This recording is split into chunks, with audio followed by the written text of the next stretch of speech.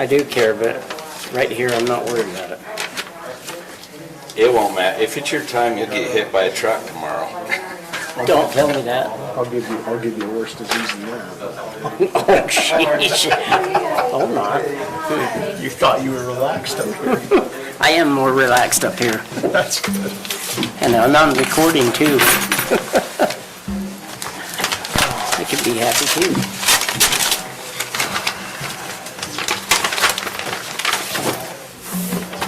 So where do you get this on there?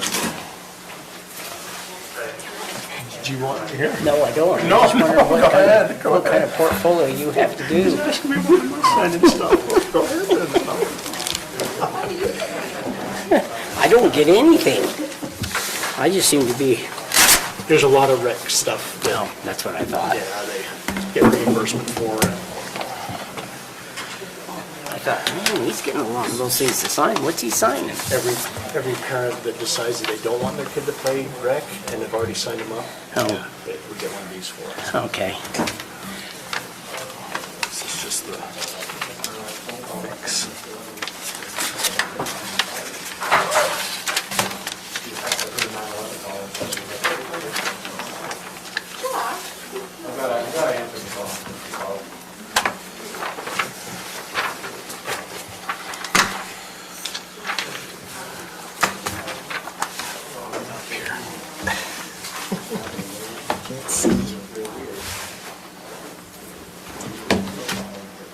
Okay, is it Scott that's doing this presentation? It's not. What, So Matt? I'm introducing my friends from the Tax Commission. okay, We have got Mark Hirsch, and Josh Nielsen, and Scott Polson. Guys, I'd like you to meet Matt Wilson, Mike Newton, Robert McConnell, Wayne Fackrell, and Jerry Anderson. Robert McConnell and Mike Newton came to us from the previous council. The other three are our new commissioners. This is going to be the best training out of all of them. I'm most excited about this one. They promised that it's going to be dazzling. wow. So I'm going to turn over The to way it would be Matt. dazzling. If you can make taxes dazzling, you are amazing. Don't think I promised that.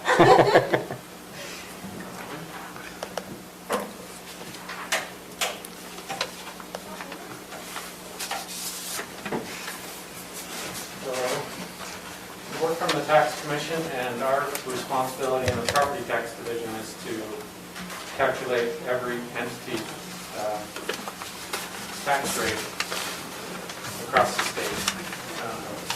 That's something that the counties report the numbers to us, and then we actually certify the rates so that entities can collect on those tax rates.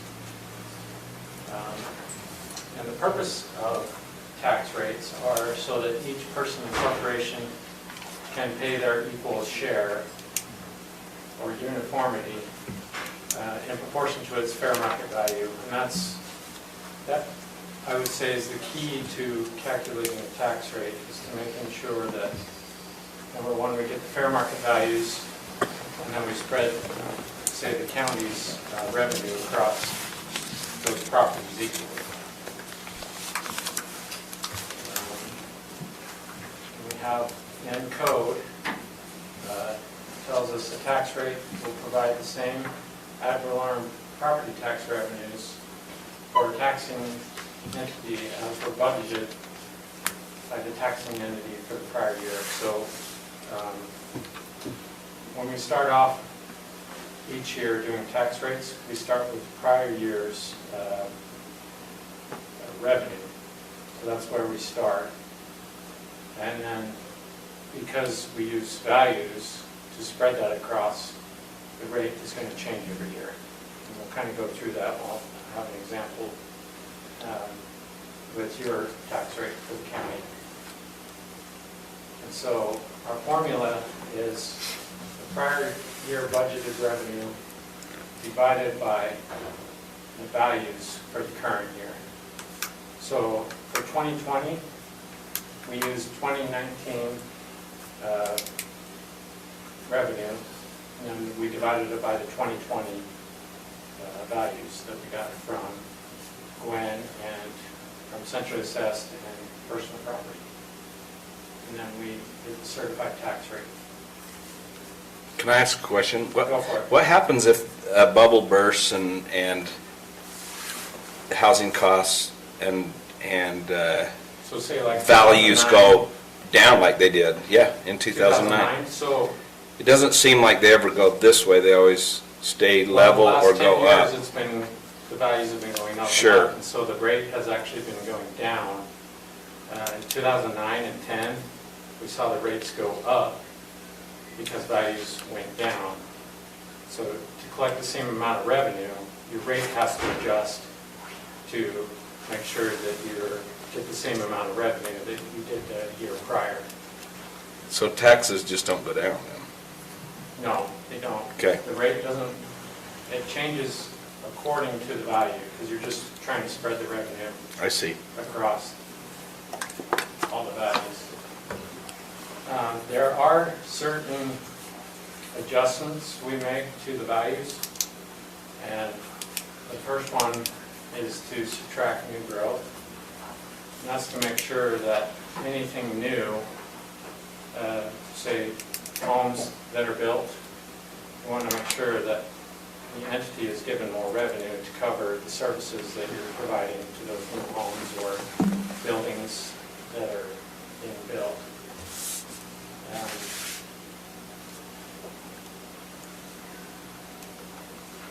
The other one, oh, okay. So it's, new growth is actually broken out into two different sections. First, you'll have your locally assessed new growth, and that will be for any residential or commercial that you have in the county.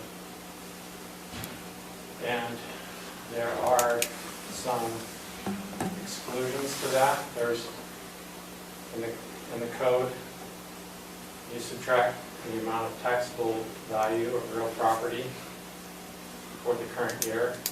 So basically what we do is we take this year, 2020's value, since that's the last one we did, take 2020 value and compare it to the 2019 year-end value, and we come up with a change in value. And from that, we take out certain items that are not considered new growth, and that's, like here in this list, factoring. Okay. So we don't take reappraisal. So if a home's value goes up, let's say, year over year, that's not considered new growth. So we don't include that in our new growth calculation. If say a residential house, they no longer qualify for a residential exemption, say they go to a second home, so they don't qualify for that anymore. That increased value is not considered new growth. Also, if they were before assessed the Farmland Assessment Act, so FAA, they come off of Greenbelt, we don't count that as new growth. And also the Urban Farming Act, we don't count that as new growth.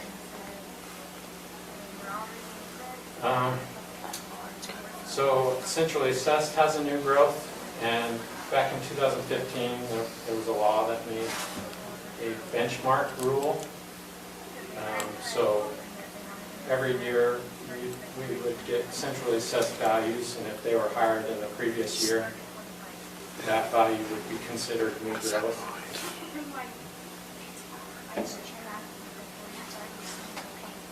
Sorry, go ahead. Okay. And we're just hearing something over there.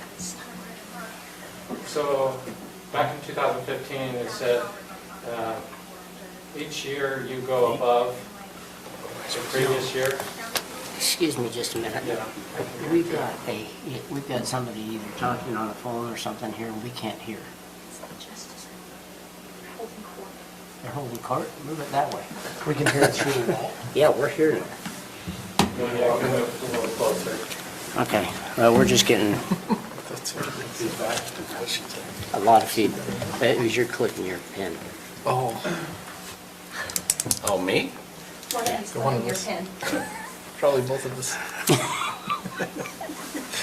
So. Now go ahead, I'm sorry. Sorry about No, that. that's okay, that's okay. Centrally assessed, they, basically, if you go above your benchmark value, you get a new benchmark. And if you go under that, you no longer get new growth. So you have to go above your benchmark value to get new growth from that. And before that, it was all lumped together. So if centrally assessed went down, it might have wiped out some of your locally assessed new growth. And so that has actually helped counties get new growth where sometimes they didn't because centrally assessed went down. And that was just the definition of that. There is another new growth, and that's if you end a redevelopment, any of that redevelopment value that was above the base value when it started, that would be put into new growth. It is put into new growth. Yes. There are some exceptions, but those are bills that haven't passed yet. So as currently, if a project ends, that value comes out and we give you new growth that first year.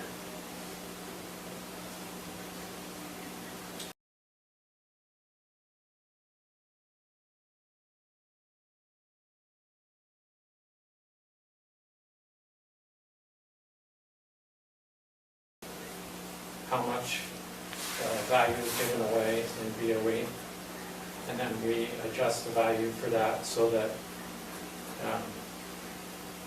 it'll be made. It gets us closer to what you should collect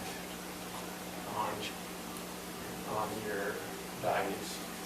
The same thing is done with the collection rate.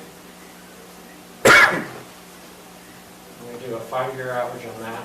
So if there are certain instances where people don't pay, and we adjust the values for that. So if we go to the Morgan County tax rate for 2020, you can see we started off with just over $1 billion for real property, and then centrally assessed personal property. We take the RDA value out of that so that we collect more, so that we can pay that money to the agency. What do you mean by the centrally assessed? So those are your companies that the state assesses. We have a group in our office that do centrally assessed properties, so it would be like your Pacific Corp, Okay, your utility companies, Santa Gravel Pits, Okay. oil and gas. okay.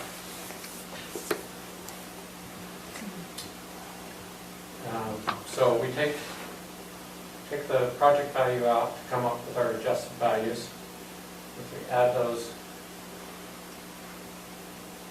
up and then compare it to the 2019 year-end value.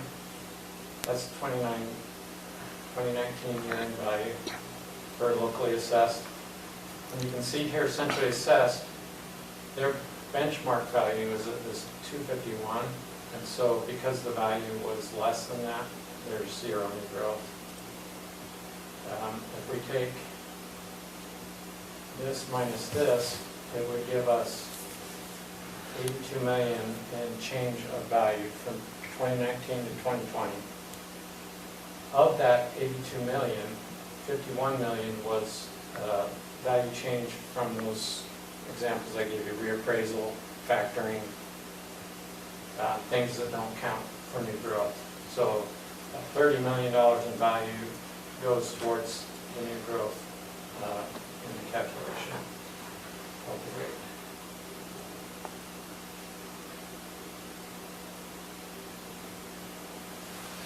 So if we take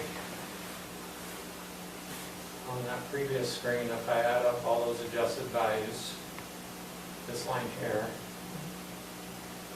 it would give us the 1.3 billion. So all of those adjustments that I just described were DOE adjustment is 99%, so less than 1% appealed and had their value reduced over the last 3 years on an average. So we times that 99% times the value. Same thing with the collection rate. You're at about 90% over the last 5 years. And that will give us our tax rate value. Now, to get our new growth to be paid correctly, we have to take that value out of the tax rate value to come up with the value we use in the tax rate calculation, which is the $1.1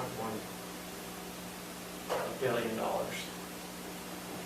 So it goes back to our basic formula of last year you had a budgeted revenue of just under $3 million, and then we divide it by the value to come up with the certified tax rate.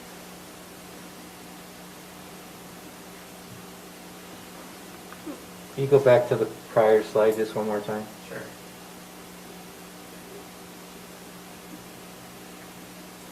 So you deduct out the new growth. Okay. And this is our actual screen that shows everything, and I thought that would be a little too complicated. But what your prior year was the 2.9 million. You should be receiving close to that 70,000 in new growth this year.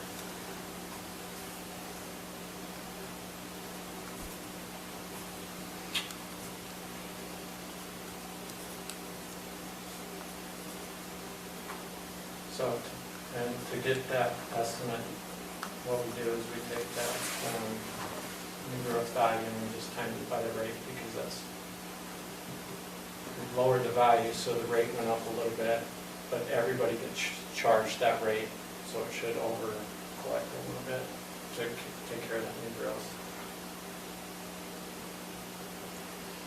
So, to make sure I understand it, if our budget remains this next year at that 2.995 number that it is now, right, the 2.9 million, we got that 70,000 in new growth this year, but next year that new growth is now part of our overall number, is that correct? That's right, so that gets added in, and your actual new final budgeted revenue is over 3 million, 64,000.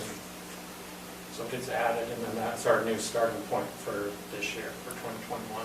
Even if we don't adjust our budget up to that 3.2 million? Right, because that's all new growth that gets added on, and then going forward, you get to collect that. But we will. By the end of the year, we make a certified tax rate budget adjustment. Because when the tax rates are set mid-year this year, they'll be set at whatever that number comes in at. So we set the rate last year, we created our budget for this year. Come July, when this new rate comes in with this new amount, we will adjust our budget accordingly. So does new growth not help then? It does, you should receive about 70,000. however. But we- not till this following year, is what you're Correct. saying? No, it does. So it goes forward. Because we add that to the next budgeted revenue here, that's now our starting point, where before we started at 2.9. For 2021, it will be the 3. But it's always the following year, so it doesn't help you in this year. Right. So So I think, we should have collected that this year, because we lowered the rate, or raised the rate a little bit to collect more from everybody. Oh, So okay. in November, December, when you do most of your collection, that's when it should show up, I right? think the question that we end up calling every year and asking is, this past November, when we're setting our budget, we want to know what next year's new growth is going to be so we can budget for it last November. And Yeah. that's what the question always ends up being, is we're setting, this past November, we're setting our budget, and we want to know what our new growth is going to be next July. But we don't know. But we Yeah, so don't know. we don't know that. You can estimate it, but we don't know that because we don't have the 2020 year-end values yet, Right. or we don't have the new growth because we don't have the new values. We don't know what's new yet. And that's the question we always call So every you would year. set your budget in November, December, so last year you set your budget for 2.9 million, right? We didn't know what new growth was. In June, when they set the rate, they figured out it was 70,000. So now you know what the new growth is, you have to go amend your budget, but then the Right. next problem is you don't collect that until November of the to following. spend it. So, and that, We're always kind of guessing. Yeah. yes, It's behind you. it is.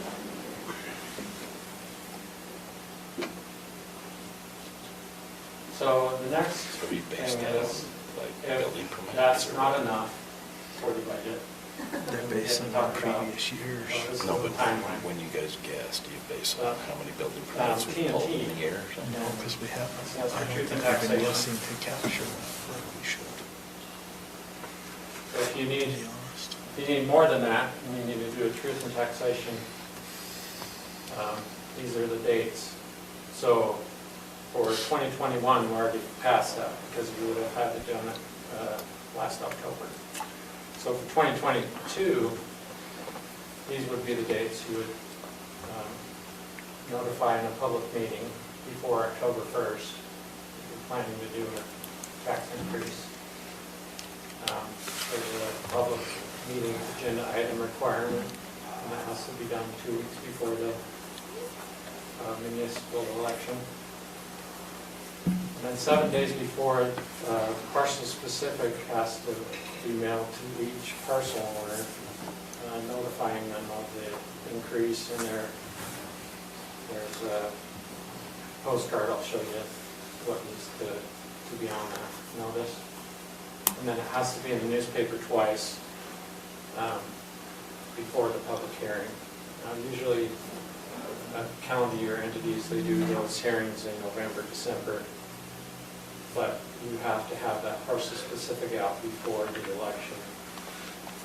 And then 2 weeks and 1 week before the public hearing, where people come in and tell you about taxes, or what they think about the tax increase. That's in the newspaper.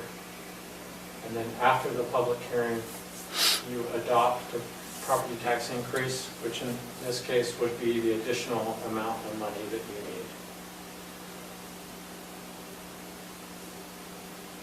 So this is a sample that we give people showing what needs to be on that person-specific mailing. Would be the market value of their parcel, taxable value, what their current year rate was, and then what the estimated new rate would be if the tax rate, or the tax increase went through.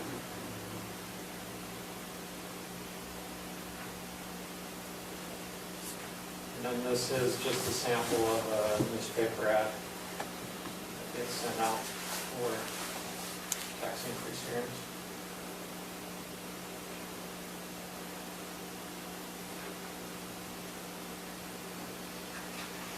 So the key points that I wanted to make today were tax increases are made by you for the county, and for each entity that is in charge of their own that's in their court to raise taxes. They're choosing to raise the revenue and not to raise the rate or lower the rate. They're asking for more money. A lot of the times, people get stuck on rate versus revenue. And then the certified rate will change based on the value because the revenue is guaranteed. We start with the last year's revenue, and then we adjust some of the values to get to the certified rate.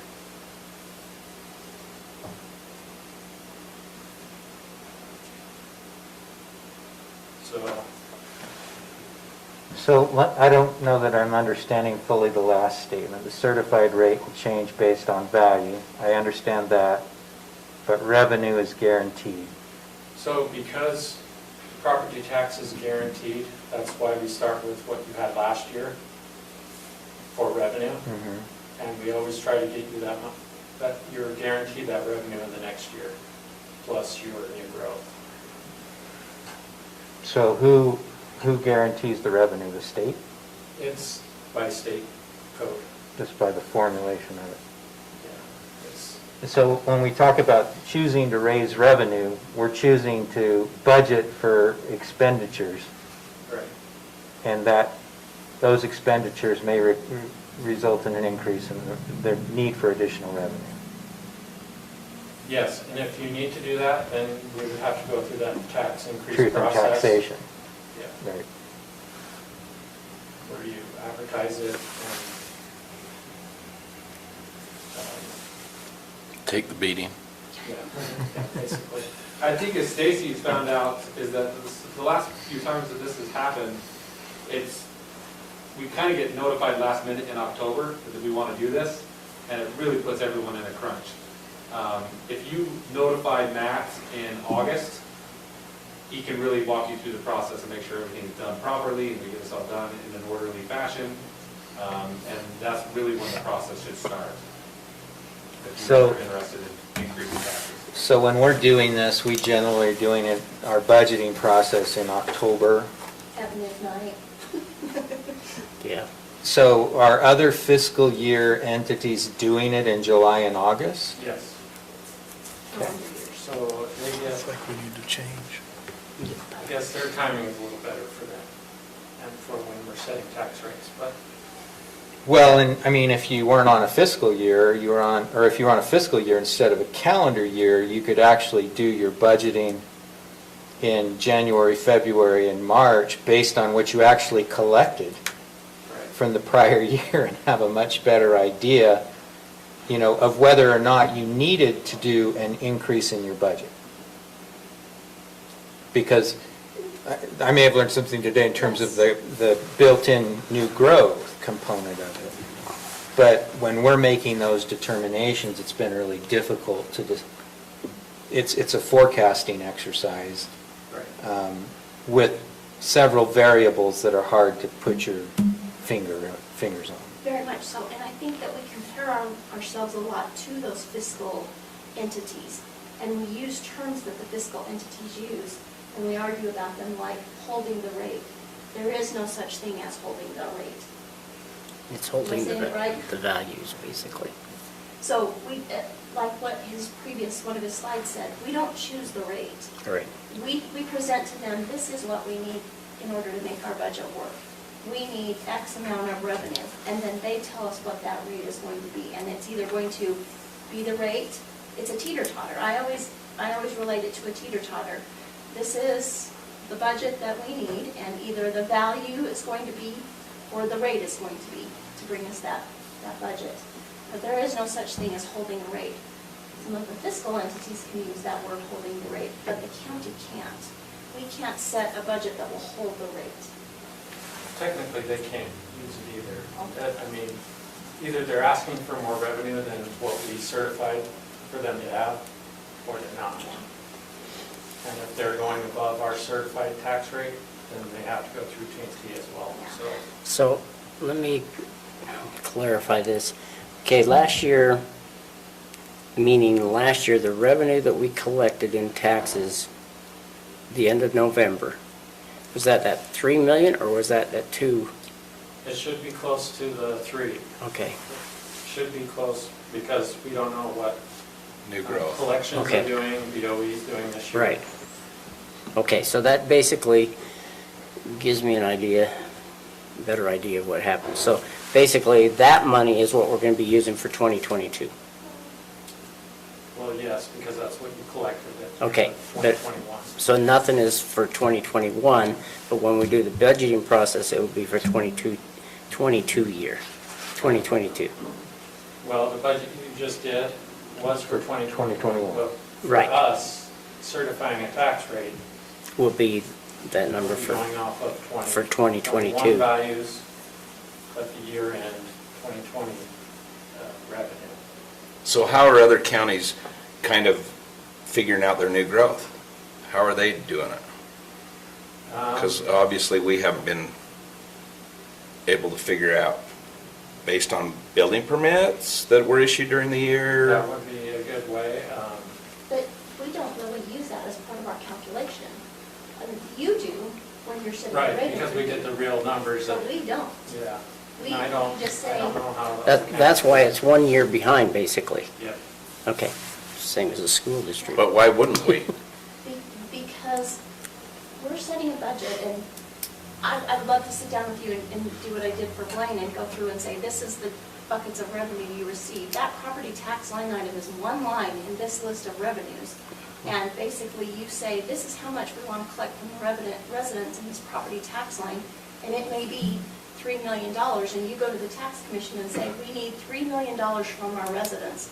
What's that tax rate going to be? Is it above or below the rate that you're setting? And if it's above the rate that they're setting, then you have to go through truth and taxation. They figure out the new growth, not you. You go to them basically and say, this is what we need to make our budget work. You don't figure that. He You're told not- me that other counties are figuring it. And there's Well, I a don't reason know why how they are. They'll have economists, or they'll estimate, I mean, but it's all. But why are they doing it? That's what I'm asking. It depends on the amount coming in. You know, you talk to Salt Lake City School District, and, you know, they're gonna have a lot more new growth coming in that they have to account for, and that they need a budget for. And, you know, if you're looking at 70,000 from Morgan County, well, maybe it was 50,000 the year before, and so you can kind of estimate, okay, well, this is what we've been getting, and you can go to Gwen and say, you know, what do the new permits look like coming in, and kind of start to come up with a calculation. But another option would be is that when you set your budget in the fall, you say to yourself, hey, we have $3 million from the previous year. Really, in order for us to function, we need an additional $100,000. So we're gonna go through the tax increase process. We may receive some of that from new growth. Now, you go through the tax increase process, you're guaranteed a minimum of 3.1 now. When we set the rate and Matt figured out what the new growth is based on Gwen's information, you may find out that you got 50,000 in new growth that year. You can choose to take 3.1 plus the 50,000 new growth, or you can say, well, we knew some of that would be new growth, so we're just going to take half of the, you know, what our increase was and just stay at the 3.1, or you take 3.1 plus the new growth. You have that option at that point.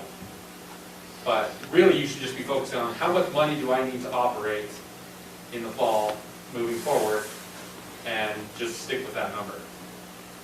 I think that's where we're getting tripped up, Yes. is we're not, I don't think we're accounting for the new growth properly when we do our budgeting. We're accounting for, and we're setting our budget based on our previous year's revenue, but we're not making that decision that he just described and saying, okay, no, we don't actually want to increase it, we want to use our new growth here. But the problem But, is if yeah. you go to them and you say, we need 3.5 million to operate, they're going to see that as you're saying we need 3.5, but you're only going to get 3. So if you're asking for 3.5, that's asking for an increase. So the question is, how do we make that determination, and what's the point where we say, okay, we want to use this new growth here? I guess that's why we do it in July and ask for help. Instead I of think in so. October, I think it'd be yeah. good to have, maybe guide us through this time and do it earlier. And as I explained to Commissioner Fackrell before some of you walked in, is that if you're waiting to see what was collected, in my opinion, this is just mine, that's probably not a good practice, because even though the revenue is guaranteed, it's guaranteed within a certain percentage, because we can't estimate what collection rates are gonna be this year, or what appeals are gonna be. So it's gonna be within a couple percent of what we guaranteed. But if you're always saying, oh, we've over-collected the last couple of years, and we're gonna continue to over-collect, we don't know that. We don't know what the collection rate, we don't know what's gonna happen with the economy. So just as you maybe need to be careful in forecasting new growth, you also wanna be careful in forecasting the extra revenue you think might get brought in from property tax above that budget amount that we set. Because those that are forecasting, they may be forecasting that, but where are they sticking it in their budget? They can't, can they? Where would they stick that? Well, I mean, it would be like saying, we want 3.5 million. You can't say that you want that on the property tax line, because that's conveying to you, collect us 3.5 million, and you're going to increase the tax rate, and you're going through truth and taxation. But what you're actually saying is that 0.5 is new growth, but you've got to stick it over here and hope the new growth comes in, clear a year later, after the budget's been set. You can't ask for it in property. That's not how I understood it. I understood that if we projected it, we would deduct it from what we are gonna ask. No. So Well, we don't have to raise rates. If you do what you suggested, and we simply focus on setting a budget based upon what our needs are and what we prioritize and determine that we will spend, then we submit it, kind of come hell or high water. We live with it. And if it results in a truth and taxation hearing and an increase in the rate, that's what happens. Correct. And if it doesn't, we're always trying to avoid the increase. We've done truth and taxation the last 2 years and haven't raised it, because by the time we get the end number, then it's like, well, we could adjust this and adjust that, and then we can stay below and we don't have to do it. But if we stayed on the budgeting side and literally did what they suggested, simply budget for our needs, identify the expenditures that we want to prioritize and authorize for the coming year, and then we send it in, and if we can do it early in the year, then we may be able to avoid some truth and taxation hearings, and then other years go through the experience. Right, right. Does that make sense? Yes, and we do have a lot of entities that will do a small increase every year, just to get people used to seeing that.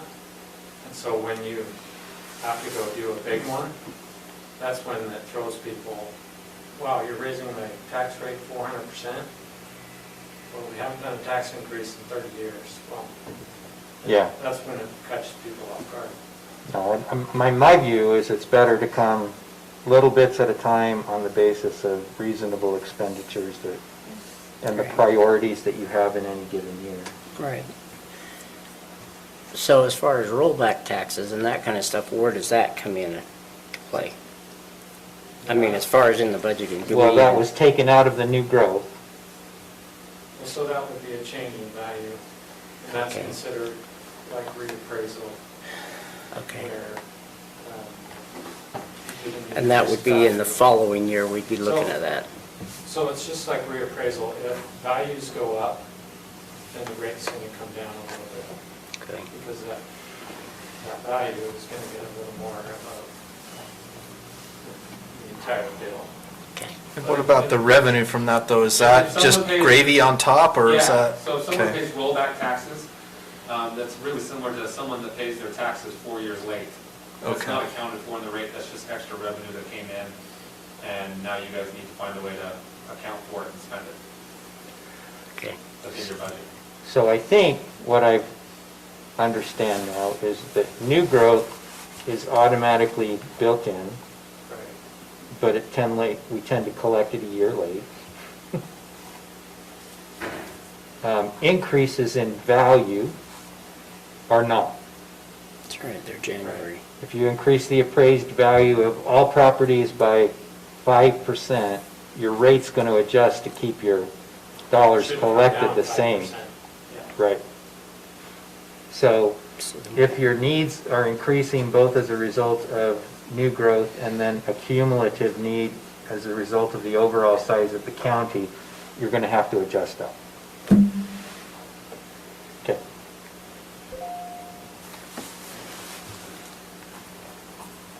Any more questions? That's all I had, so. Yeah, I got You may plenty. notice on his slide where it was all of the boxes, it's not just the general fund. We set the rate with the fund for the library, for the flood, for the health. And so down here in the lower left-hand corner, it has a list of all of the funds. So you're setting rates for all of them together. So we have to break it out by budget.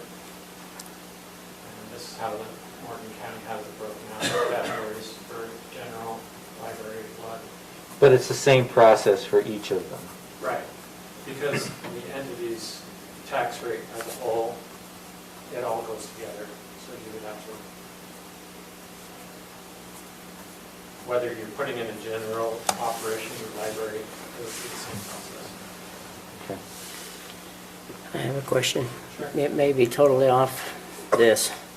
So if our property taxes, I'm just saying our own personal ones, the house value's going up, but yet it was reviewed in 2018 or 19 or whenever, So how is it that if that was the rate it was at, or the revenue was that, for a value on a house in 2018, it was reviewed for 2018, and then this year, it's gone up tremendously. How is that done if it was reviewed in 2018 and we haven't been reviewed again? So why is that increasing?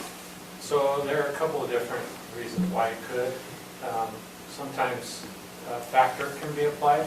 Say all of the market is going up 3% or 5%, and rate values have been going up quite a bit lately. Right. That could change your value without a review. It would just be considered a factor. So they apply a certain percentage to every property in the county. Is there a reason for that, or, I mean, is it just because of, Based on studies that are done. okay. What's that? This is Gwen's time to shine. Yeah, I know, you The know. market's up. So, We have to Well, be I market understand, value. I understand the market is That's up. my job, is to be market value, so that's why we're raising so values. that's what Scott does here. Does Scott works with sales. Gwen, and they do what we call a sales ratio study.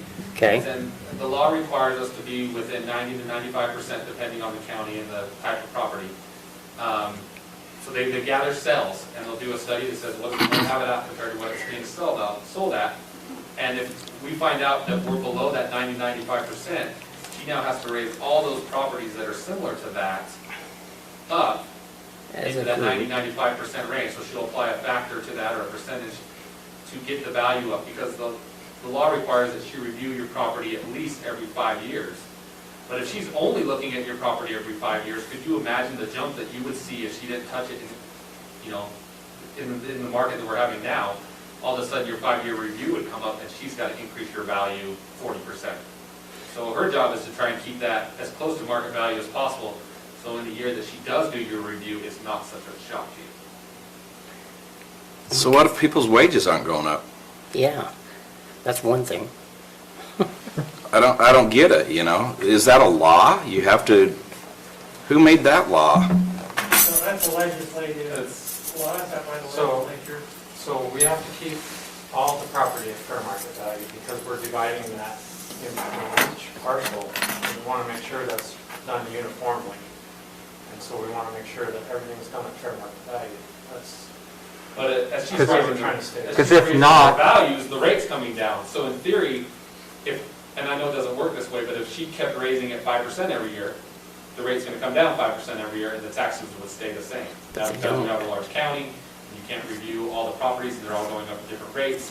You know, your property might go up 6%, yours goes up 3%, which means you're now paying a little bit more than he's paying, and so on and so forth. And then you do a tax increase to try and keep up with inflation, and that's how our taxes slowly get risen up, you know. And so you, the county, might not be raising taxes, but then the school district raises taxes. I'm just worried about our elderly people that have been here forever, and they're on fixed incomes. I So, think he makes a strong point. Just remember that all of these other factors may change, but the budgets that you set every single year make those determinations of how much money's collected.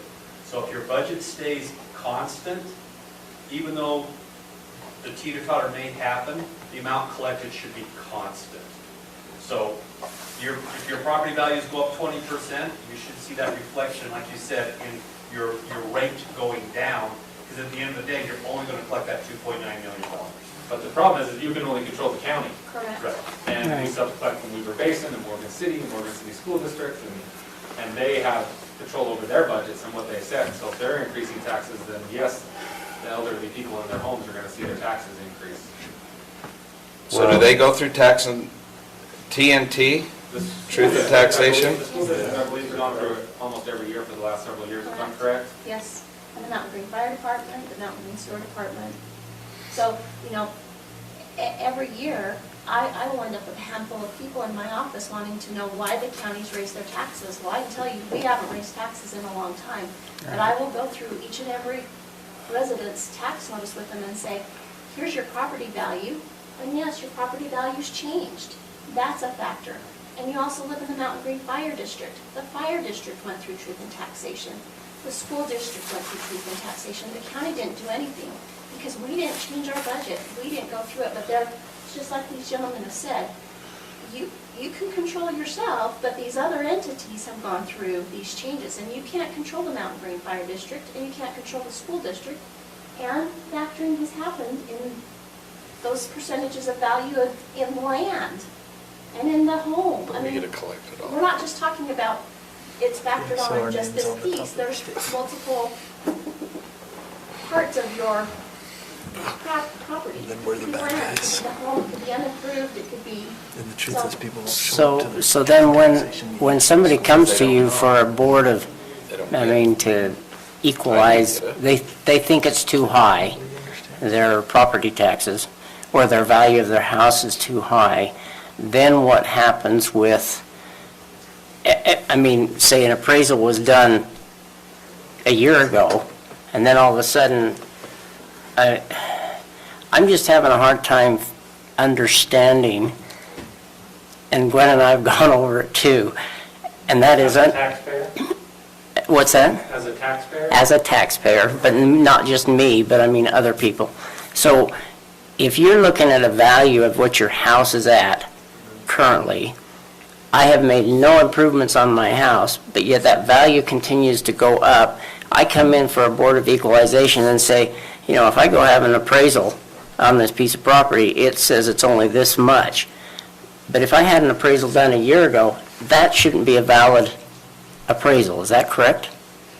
Depending on the timing, yeah, and the market, that's all appraisal theory. And that's what Gwen does, is she comes to the fair market value at that time. So January 1st is the required lien date for property taxes. And with the market the way it's been lately, a year-old appraisal would Not be valid.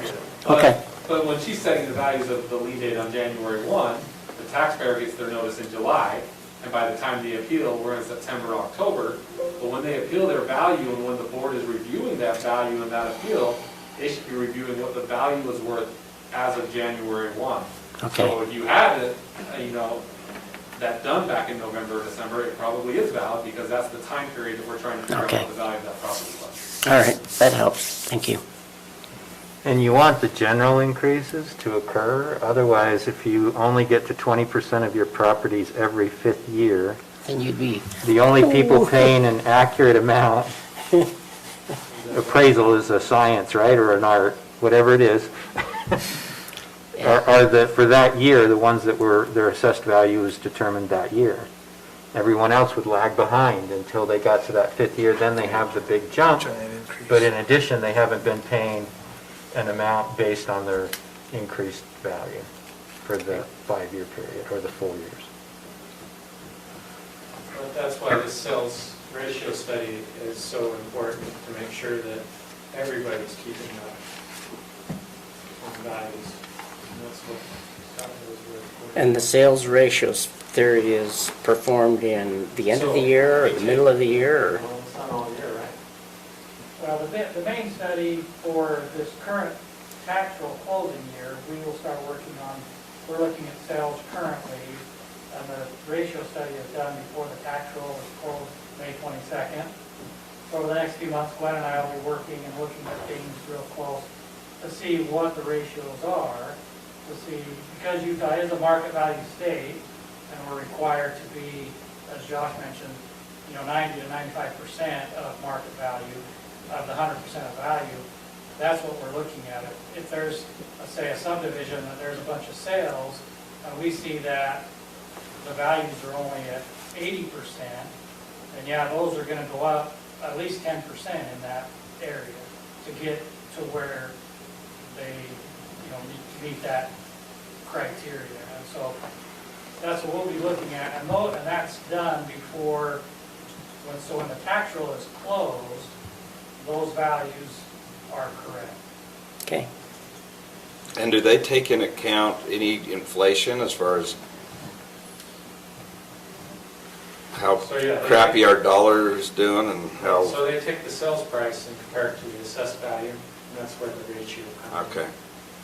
So inflation is Commissioner Wilson, if you're concerned about the elderly in their homes, one thing that I've found is that a lot of them aren't educated in the types of tax relief that's out there and applying for what we call a circuit breaker. And usually when you apply for the circuit breaker, you meet requirements of being 66 or older. You have an income that's less than, I believe the number is 34,666 now. Does that sound right?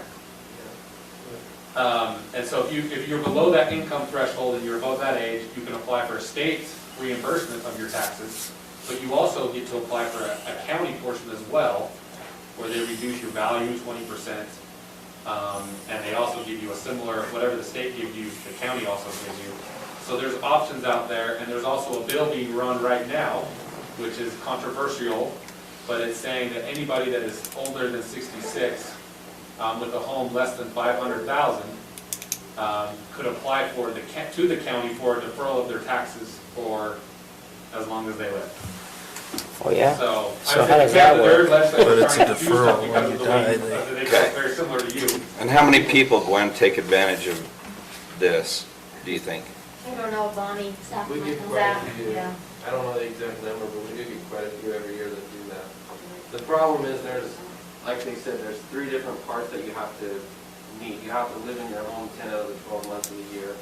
You have to be 66 or older, and then that income is, like they said, 34,000. It's not a whole lot. So a lot of people are low income and they struggle to pay their taxes, but they're just above that 34,000. They maybe make 40. So they're still gonna struggle paying their taxes, but they don't meet that qualification because it's $34,000. So, but we do have quite a lot of people that take advantage of it, so every year. Okay. How do And they, anybody can apply for a deferral anytime, and that's still up to you as the county commissioners to decide to grant that. But one thing to remember is anytime you give tax relief, yeah, anytime It raises someone everyone pays else's. taxes It raises for taxes, everybody else. Next year, the collection rate goes down, which makes the tax rate go up on everybody else. yeah, so fair taxes would not work at that point. But then again, it's fair for the elderly. I mean, I'm in that age group. You said 66, not 50. I am 66 and a half. Okay. Any further questions? Thank you very much. Yes, thank you for having It's us. really difficult to get a philosophy major to understand these accounting principles, so I appreciate your patience. But please utilize us. If you have questions throughout the year, please utilize us and don't wait till the last minute. Use us to answer questions, and we will help you any way we can. Thank you very much. Thanks. Are you guys okay sending that presentation to us so we can have a copy of it? Okay, send it to Stacy. Thank you. Okay, thank you. Appreciate that. And then also, a lot of this is on our website. And Yeah, that website we can't figure out. Can we have a recess? Yeah. Yeah, we're scheduled to begin our regular meeting at 5 o'clock, so we'll take a break and start then. Okay. Which two did you want to come? I'm sorry, it's If I go down there. this one, economic development study, and so 4 and 7. These are both economic development related items. Everything else is after the things the public and staff are there for, so I think that'd be fine. Okay.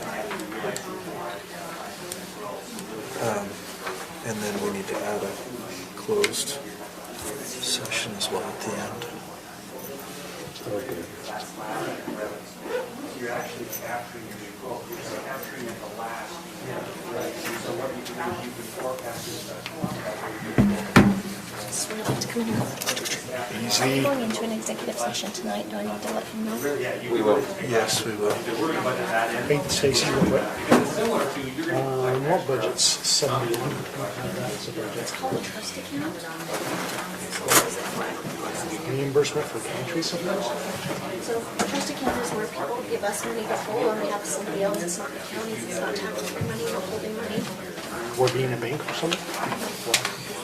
So that's a donation bucket. That's a donation account. So So who authorized, who manages that? Who's doing that? Why does she manage Chester County? Somebody gave her So she doesn't have one. So is it money specified for feedback stuff?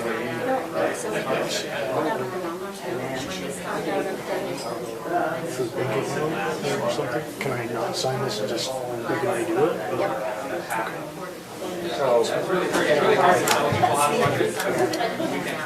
These were all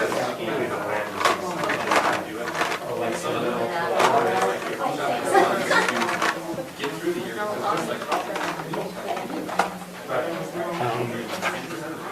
And then COVID tracking summary. There's a receipt that just says COVID tracking summary. I don't know. I don't either. I'm assuming that they're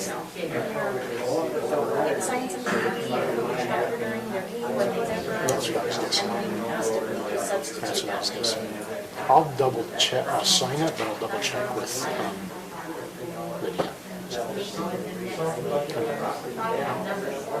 You know what, I actually love this acquisition stuff.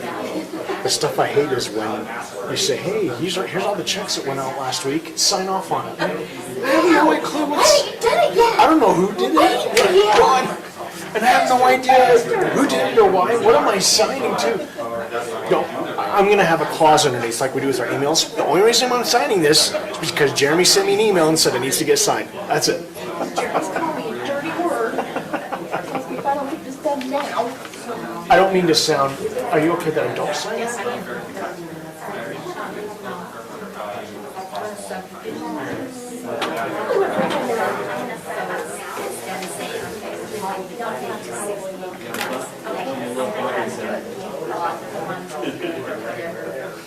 So those three are signed, the other one is not.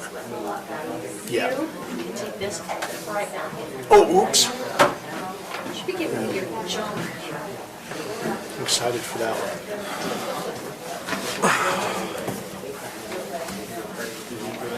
If you like, you have an assignment, just tell your mother. Who's clicking the pen? Not me clicking. Smack him. Hey, pen clicker. He wasn't clicking the pin either. I wasn't clicking. It's coming from over there. Coming from over there. We're not accusing, we just need to come up with a name, that's all. Hand clicker, something. And it's over. I've My been wife called worse just than a texted me clicker. who's clicking the pin. It's annoying. My wife.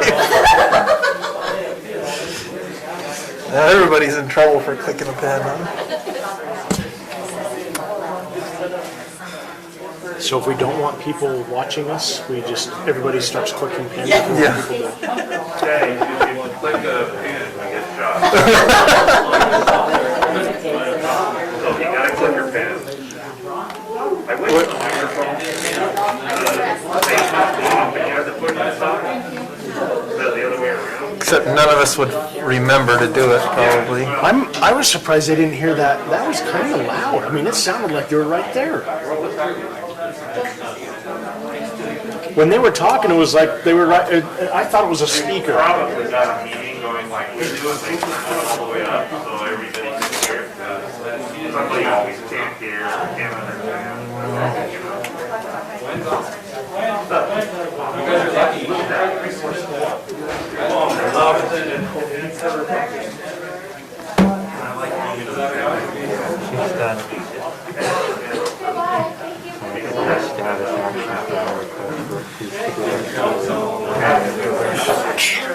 All right. Oh, boy. Ask her where the status action form. I didn't understand your response on that, where you said it doesn't land under either one of those county codes or whatever. They are, I'll go through that with you. okay. That goes through it with me too, Either, so maybe. with him, okay? Or can we not do that? With three of us, can we not do that? Well, we can in this meeting. Okay, all right. Are we having a closed session? Jen coming? I'll be happy to pray. I forwarded that Is presentation. Jan coming to this meeting? Do we know? He's joining electronically. Okay.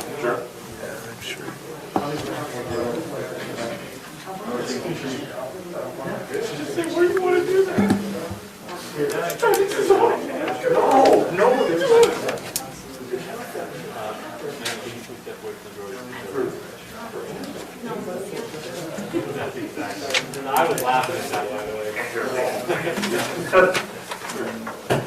No, there is not. Yeah, the masks are not helping. Yeah, I was just gonna say, do you have any questions? That's fine. Meeting's already up and running over there.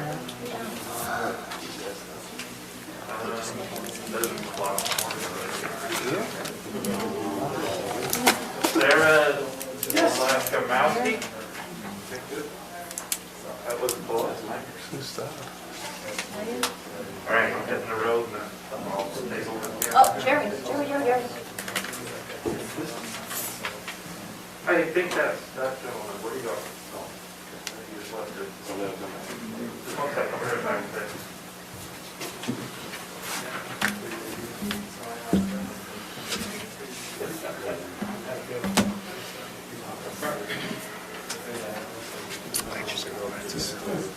Okay, we'll go ahead and begin the County Commission meeting, Morgan County Commission for February 2nd, 2021. All members of the commission are present, not the president. We want to welcome the members of the community that have joined us this evening. I've asked Member Wilson to give the invocation and Pledge of Allegiance.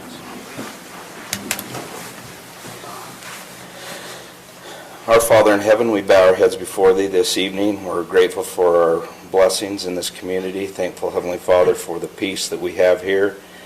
Grateful to be here tonight together and pray that we can make good decisions that will affect our community for the better.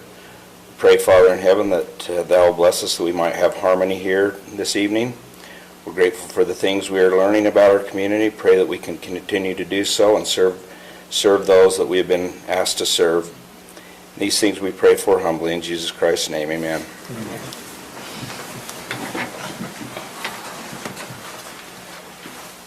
I pledge allegiance to the flag of the United States of America and to the republic for which it stands, one nation, under God, indivisible, with liberty and justice for all.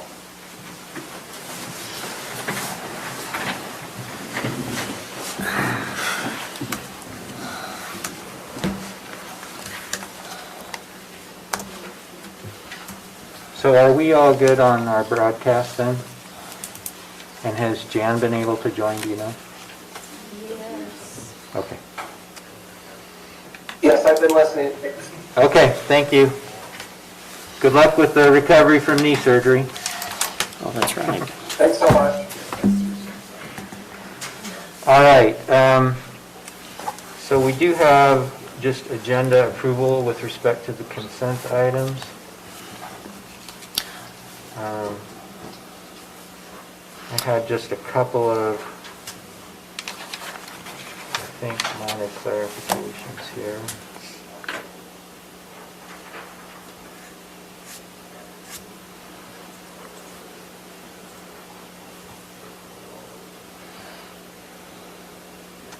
So on the January 5th minutes, item number 4. So in the description, it talks about, and says, vehicles and the difference of needed is 5183.32.90 period and additional. So I think what that's intended to say, and the need for an additional 51,832.90 in funding. Is that consistent with what? Correct. Yep. And then in the approval, there's an approval for, it says 91,833, or should it be the 51,833? It should be 91 because we added another 40 for the replacement of the truck Okay. that wasn't destroyed, but that we were concerned with. Okay. So I need an additional 40,000, excuse me, Yeah, let's put that in there so that it's clear why the two amounts are different. Yeah.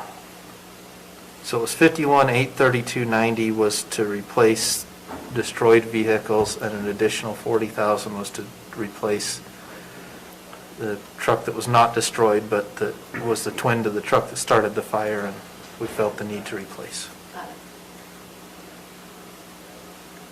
This is a nit. Public hearing item number 2, the paragraph that starts, staff was able to discuss. After the word county engineer, just put and they both recommended using. You see where I'm at? Staff was able to discuss with the county public works director and county engineer, and they were both? And they both. Just insert the word and. Got it. Any other changes to the January 5th minutes? Okay. Let me just look at January 9th, I think. Oh, good. Okay, item number 6. This is the CARES funding and Liberty broadband.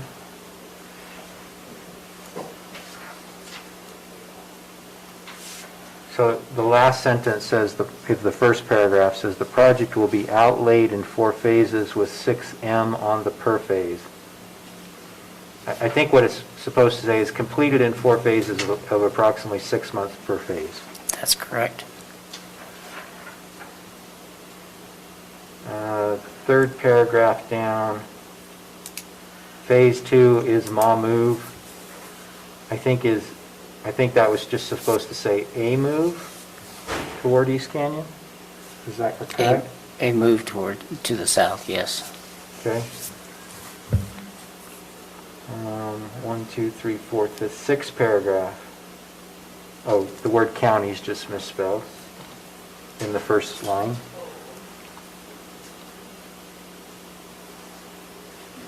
I don't have any further changes to those minutes. Any others? I need to correct Tina Kelly's name. Yes, Tina Cannon and Tina Kelly. I will do that. Sorry, Tina. Okay. Are we approving these as 2 separate, or are we just approving this one motion? I think the way that we have it, just can approve the consent. Approve the consent items?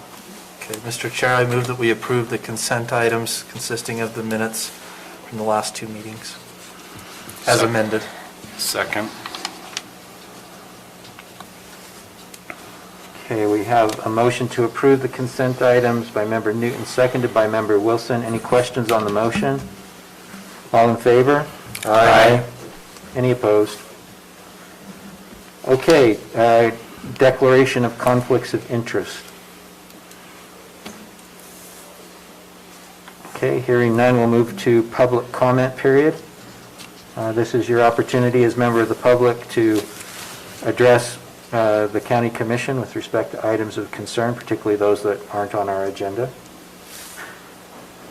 But even if they are, if it's not scheduled for public hearing, you're welcome to make comments. Okay. Hearing none, we'll move to our action items. The first is Lance Evans, Morgan Valley Partners LLC requests approval of an amendment to the Rivala Master Development Agreement to establish an extended time for development.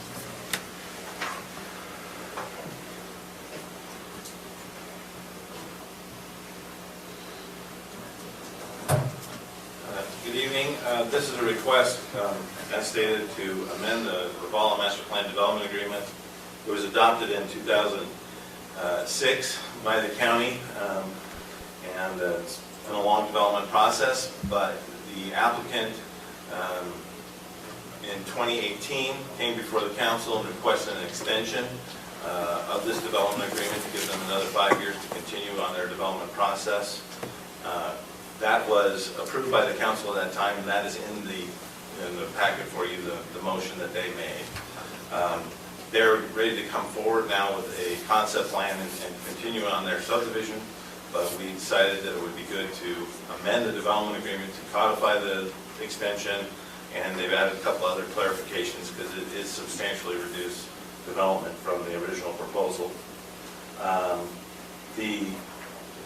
There's kind of 6 areas of major change that are in the development agreement. They've got three revised exhibits showing 34 lots instead of 561. They've got some more open space identified. They've got a 2-phase phasing plan shown in the exhibits for that development agreement. They have removed the language in some sections requiring parks and trails and public facilities and amenities.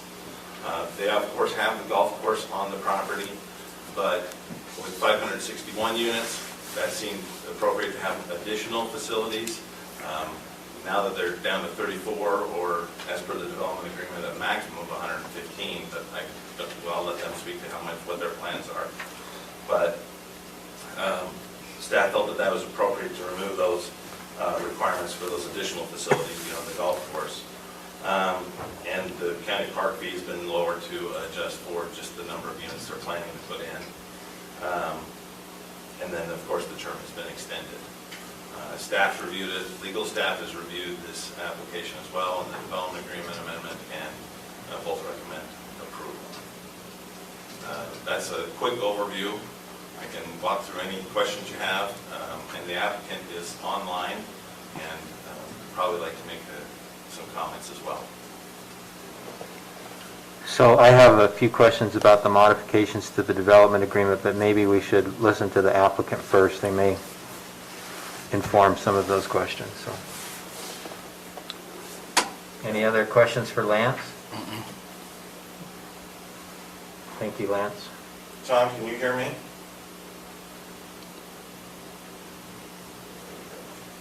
I can hear you. I'm just fumbling between muting and not muting. Thank you to the commissioners. Thank you to Lance for the explanation. We are here and happy to field any questions of the commission. Okay. Go ahead. All right, so I have just a few things. So first of all, I don't know when this was submitted, but obviously we ought to update the date to 2021.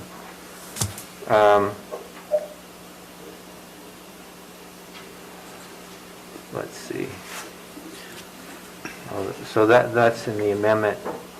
So going back to the original development agreement, there's just a few things I'm wondering if we ought to address them in the amendment. Let's see. Sometimes I like doing this on my computer, but it's kind of slow. So in paragraph F of section 5, so that's development of the property. Paragraph F speaks to the gross residential density of the project shall be 1.64 dwelling units per gross acre, a maximum of 561 permanent dwelling units with a total of 343 gross acres of the property. It describes dwelling units, and then an acreage and land use chart attached as Exhibit D. So is the intent of this amendment to say that that density is being modified down and such that we need to include a paragraph in the amendment that addresses that 5F section? If that question is directed to me, Tom, I guess I would look to your staff, perhaps our attorney, to determine that. I think that the concept plan, which is attached to this amendment as an exhibit, at least from my estimation, that it should address the change. Whether it's spelled out in a paragraph, I'm indifferent. I think it's fine if we do that. Just whatever folks feel is the best way to describe the change. Okay. So my personal opinion is that given the reduction in density reflected in the concept plan, there should be a corresponding reduction in the agreement. Not because we're extending, that I wouldn't require that just for an extension of the time, but the reduction in terms of the park fees and so forth that are reflected in the amendment. To me, we should make a corresponding reduction in the gross density that's allowed in the project. So that's one suggestion I have. And I'm just, this suggestion is basically just spell out in paragraph the density reduction in words. Correct, yes. Okay.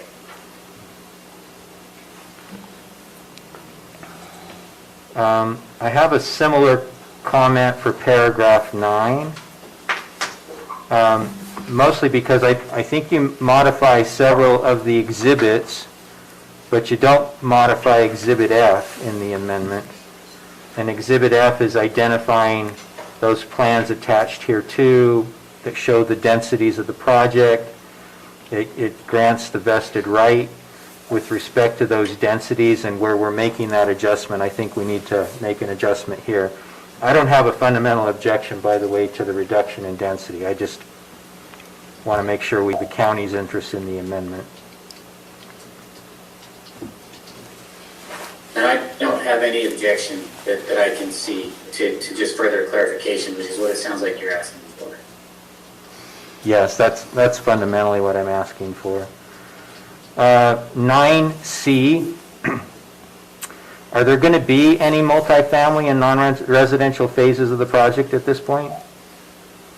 That is not a part of this proposal, no. So we need to take that out. So I would take care of 9C as well. 9D, the review timeframes. Lance, are you comfortable with those timeframes? Yeah, they're doable, I think. Okay. I mean, this was originally done at a time where you may not have had as much demand on the office as you presently have, so I just wanted to make sure.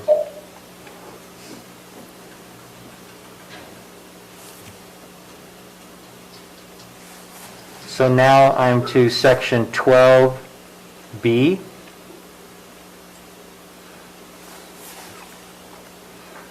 This is a section on building permits. There's a sentence in there that speaks to building permits for a visited center or building models used for sales purposes only shall be issued by the county without the requirement of an operable water system, if so, approval by the Morgan County Fire Department. Is there an operable water system there now? There is, but I mean, these are very good points that you're making. I mean, it's probably fair to say that that section of the original development agreement is no longer applicable. Okay, I'd suggest that we delete that pursuant to the amendment. This one may cut in your favor. It's the same numerical section, but it's subpart D. It's surety to guarantee the installation and completion of all public improvements located within the property on a phase-by-phase basis and recording of each final plat as required by the county's laws. You might want to update that just to reflect what's allowed by state code in terms of completion assurances. What section was that? It would be Section 12. 12D. 12D is in dog. Yes. Okay.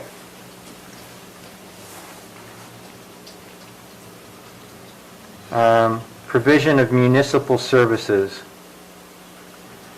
B, property master water system improvements. So is this going to be a separate water service provider? It will not. Again, that's a section that would no longer apply. Who is the water service provider here?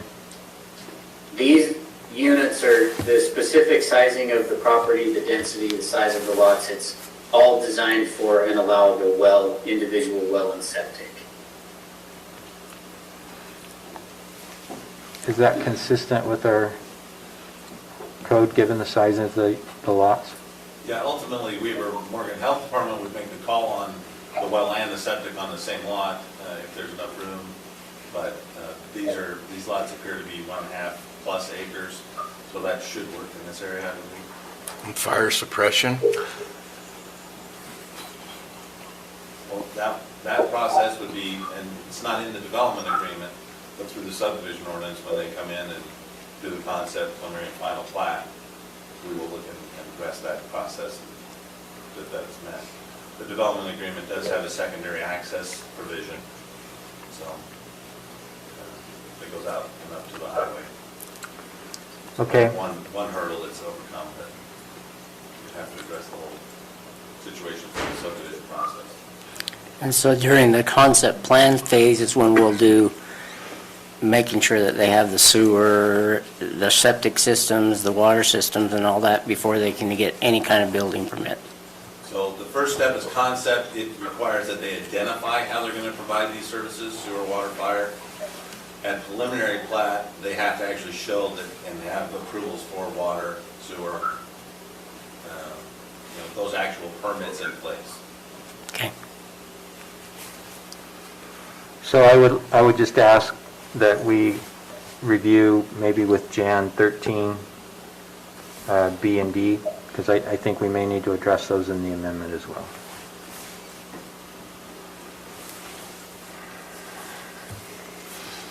B and what? B and D. B and D. Bravo Delta. In 13, I don't see it. Oh, sorry, B and C. Bravo Charlie. I'm with you now. Thanks. Philosophy major's gone Can over we the talk about alphabet either. the county park funding portion? That's up in the amendment itself, right? Yeah, it's in both the old and the amendment. In the old, it's like 500 and some odd thousand towards a park. In the amendment, it's 32,000. It appears to me that the intent was to have funding up front to build a park and then the county to pay the developer back using impact fees. I personally am inclined to say $32,000. I would rather we collect that in the impact fees and use it than collect it from them up front and reimburse them for impact fees. It was one thing when it was 500 and some odd thousand, we could go in and put a full park in, but for 32,000, we can't do that. It doesn't make a lot of sense to collect it from them up front and then reimburse them later when we collect the impact fee. So I'm inclined to say we remove that in its entirety, but I wanted. I think that's particularly true if there's not a target park to utilize the funds. Yeah. Yeah. Do you know if there was something in particular that we were going to spend these funds on? I don't know. It was just something that the former county commissioners, when I say former, I think I'm talking about 13 years ago former, their request. So I don't know if they had even a spot picked out. It was just, I think that you're right though, that they would have preferred to have park infrastructure in place and not wait for building permits to fund it. I think you're correct in that assumption. So I think what I would suggest, Member Newton, then is that we strike the first part of the paragraph, and then the second one, we can keep in the language about collecting the impact fees so that there's an acknowledgement that park impact fees will be collected, but just they'll be collected in the ordinary course. And we could take out the provisions pertaining to a reimbursement of an advanced fund. That's fine with me. Is that If that works, consistent sure. with what you guys think? Okay. Any other comments? We're certainly agreeable to that.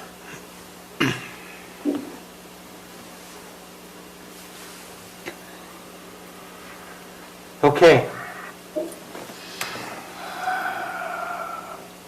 I think then that we would just need a motion probably to postpone this to our next hearing, come back with the proposed revisions to the amendment. If we're ready for that, I'll make that motion. Mr. Chair, I'll move that we postpone item number 1, the approval to the amendment to the Rivala Master Development Agreement, to our next meeting, which is on February 16th. And at that time, we'll have the revisions made to the agreement as discussed in this meeting. I'll second it.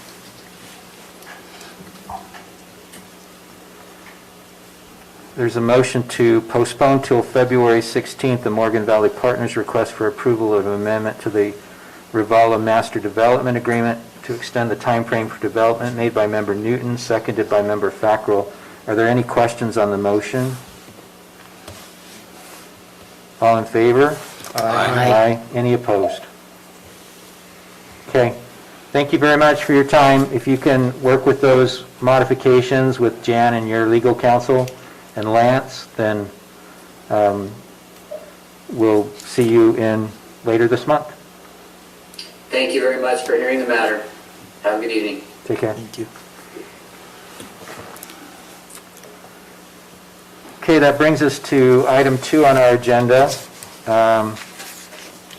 Austin Turner, Emergency Management Budget and EMPG Grant.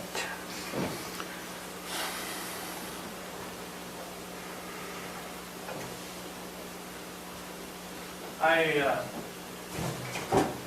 made a whole proposal in front of the county council last time, during the budget session, about getting my own budget. When I say my own budget, since 1995, Morgan County has had an emergency management budget. That budget was designed and put there so that we could get reimbursements through FEMA for having an emergency manager.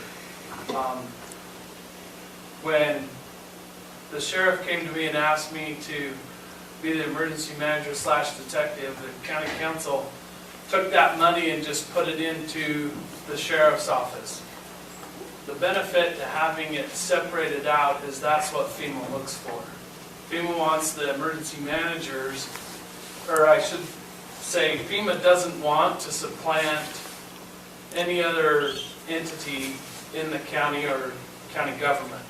FEMA wants to fund emergency managers. So that's why back in 1995, when the emergency manager was also the ambulance supervisor, his wages came out of the emergency manager budget, so that 50% of his wage could be paid for by FEMA. And so this last year, Morgan County got $0 for having an emergency manager because that budget was zeroed out. What we need is to have that budget repopulated, at least with my wage, so that I can claim that wage and so I can get 50% of my wage. There are certain benchmarks I have to meet, but they also want to be able to see the budget. And so I'm just asking that you, at a minimum, take my wage and repopulate the emergency manager's budget. The sheriff will oversee the budget, and potentially in the future, up to 3% of the emergency manager's budget, 3% of what I request through the state will be reimbursed for them overseeing the budget. So I'm not going to be a department head. I'm not going to be in charge of, quote, my own budget. The sheriff will oversee it just like he sees animal control, just like the alcohol funds and everything else. So what I'm requesting is the minimum, please just take my wage, put it in the emergency management budget, sheriff will oversee it, and I'll be able to get some of that reimbursed. For last year, For the upcoming year. upcoming year. So we're too late on the other. I put in for the last 6 months and we'll see. But from here going forward, this would be the easiest and most beneficial way for all of us involved. Did you by chance put together a budget? I did have one, yes. But not, you don't have a copy of it? Okay. My printer went down. I don't have a copy with me Okay. right now. It's in our budget stuff that we received during our budgeting session last year. So when you speak to your salary, you're talking about your salary and Benefits. benefit component as well, correct? Yes. So there's a proposed resolution in the packet. I would suggest that the whereas clause be stated just a little bit differently, so that it says, whereas EMPG grants are available to the county if the salary and benefit amounts payable to the county's emergency manager are identified in a separate emergency management budget to be administered by the sheriff. And then when we get to the resolution itself, we would just say the salary and benefits payable to the county's emergency manager be moved to an emergency managed budget line item to be administered by the county sheriff, resulting in no net increase in the county's existing budget. Do we need to include the line item numbers there? I mean, the account numbers, 10-4255, or does it matter? Are they existing already? Yeah, they're existing. existing in the accounting system, correct, Stacy?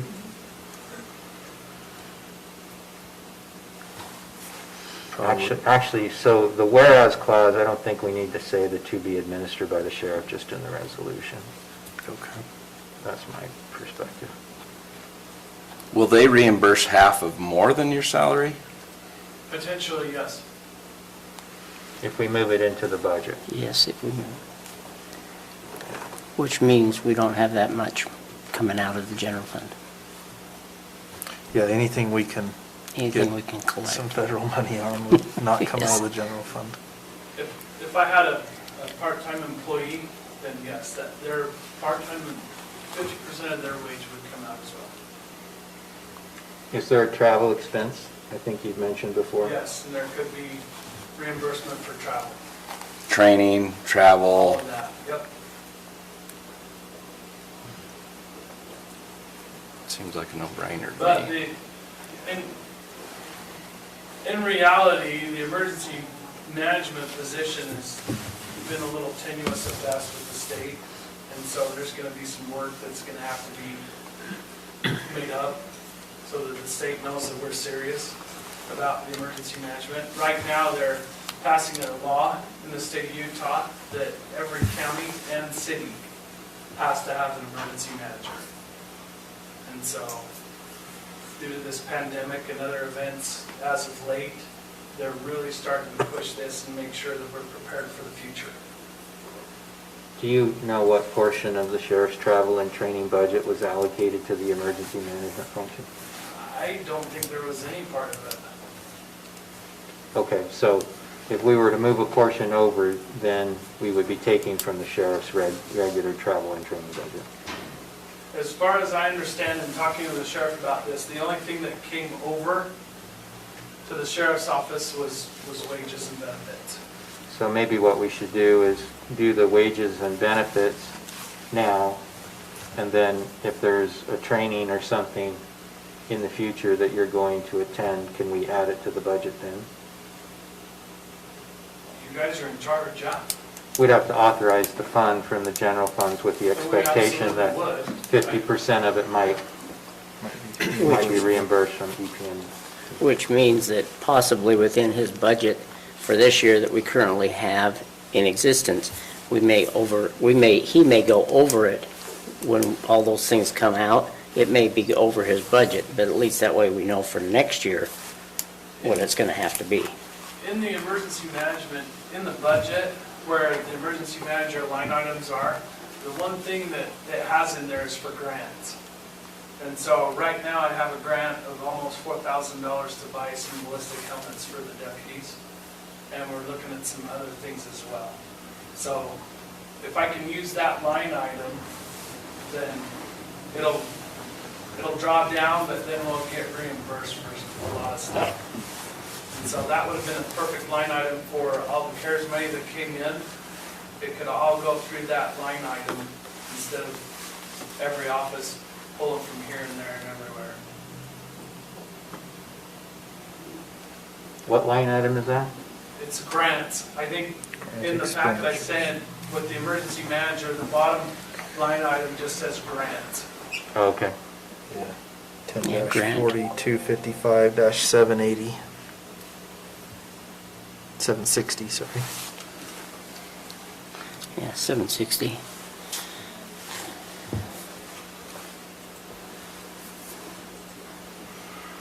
Any further questions for Austin? No, but I'd love to see your budget. I'd love to see that budget that you I will get you put together. a copy of what I put together. I'm sorry, our our printer and everything went down. I went down to grab it. No problem. Just, Stacy, do you have the wording that Chairman McConnell suggested? Okay.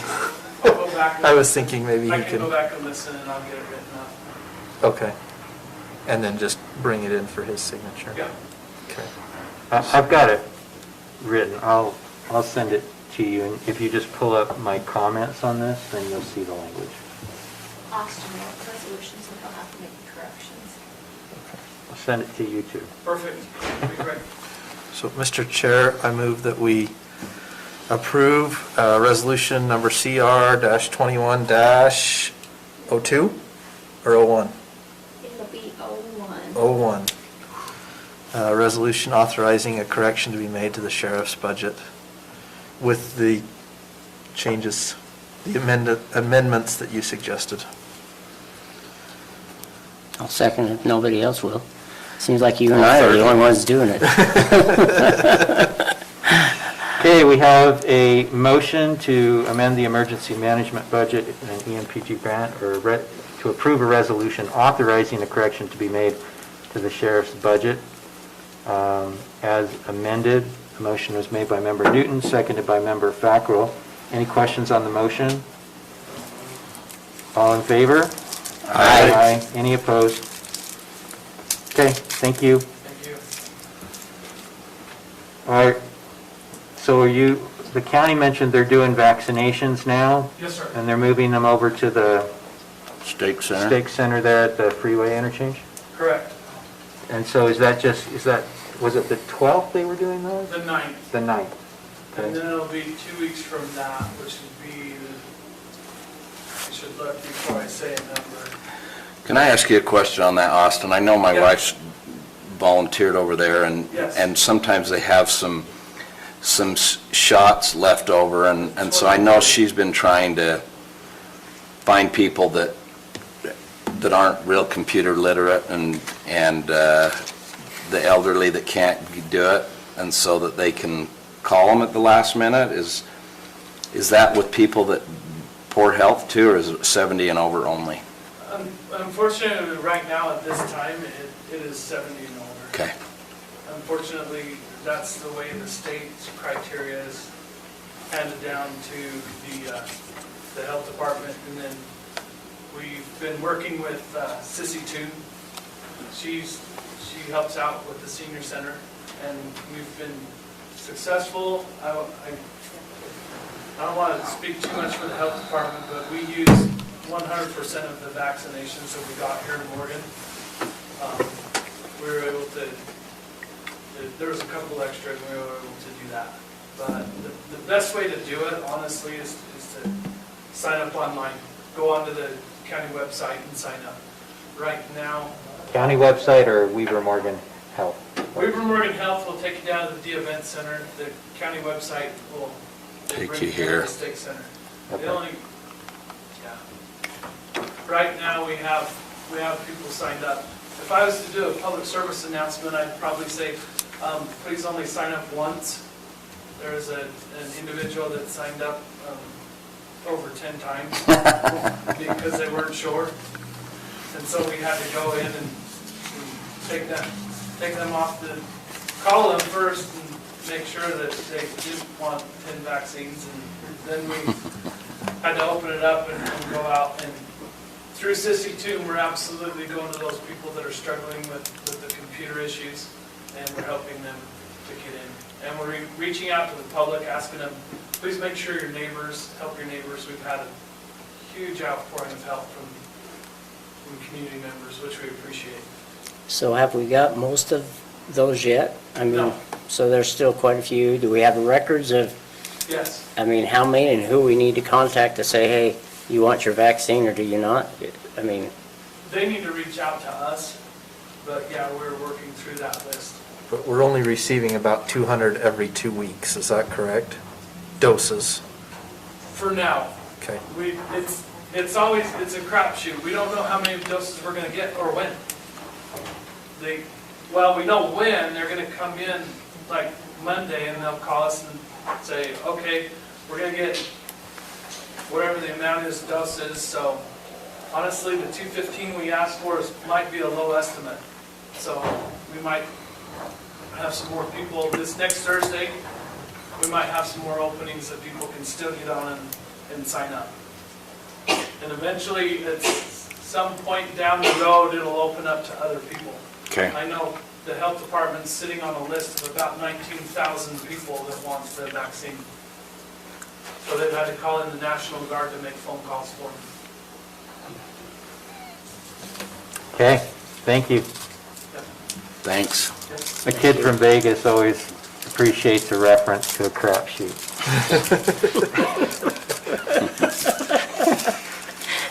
In another context, let me tell you a joke about things being done according to Hoyle. Okay. Our next item, Kenneth Buss, property tax appeal. Is Mr. Buss here? And Gwen's not here? Gwen's here. Oh, there you are. You can't see people with these masks on.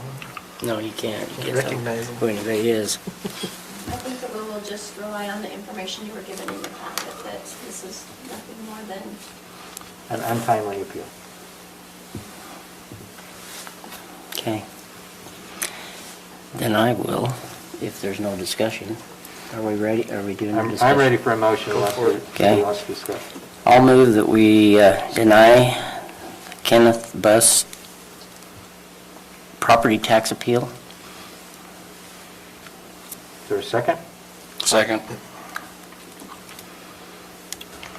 Okay, there's a motion to deny Mr. Buss's property tax appeal by member Fackrell, seconded by member Wilson. Any questions on the motion?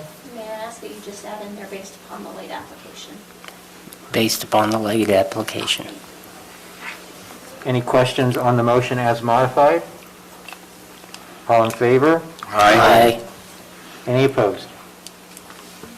Okay, thank you. Mr. Chair, I'd ask that we do both number 4 and 7 together here. They are interrelated and both economic development related, if that's okay with you. Yeah, any objection? No. Okay, let's move to item number 4, Anissa Brown. Support of an EIS study on the potential interchange in Mountain Green that will connect I-84 to the Mountain Green Town Center, and combining with member Newton, member Fackrell's matter, a letter of support for the economic development study, which is for that, correct? For that area, yeah. James will be joining me, so I'll grab him as well. We've just got a quick presentation for you that will identify both items.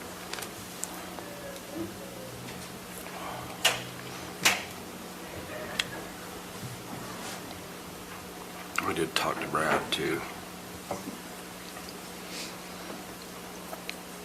Did you? What was his? He said he'd get a hold of the... That's great.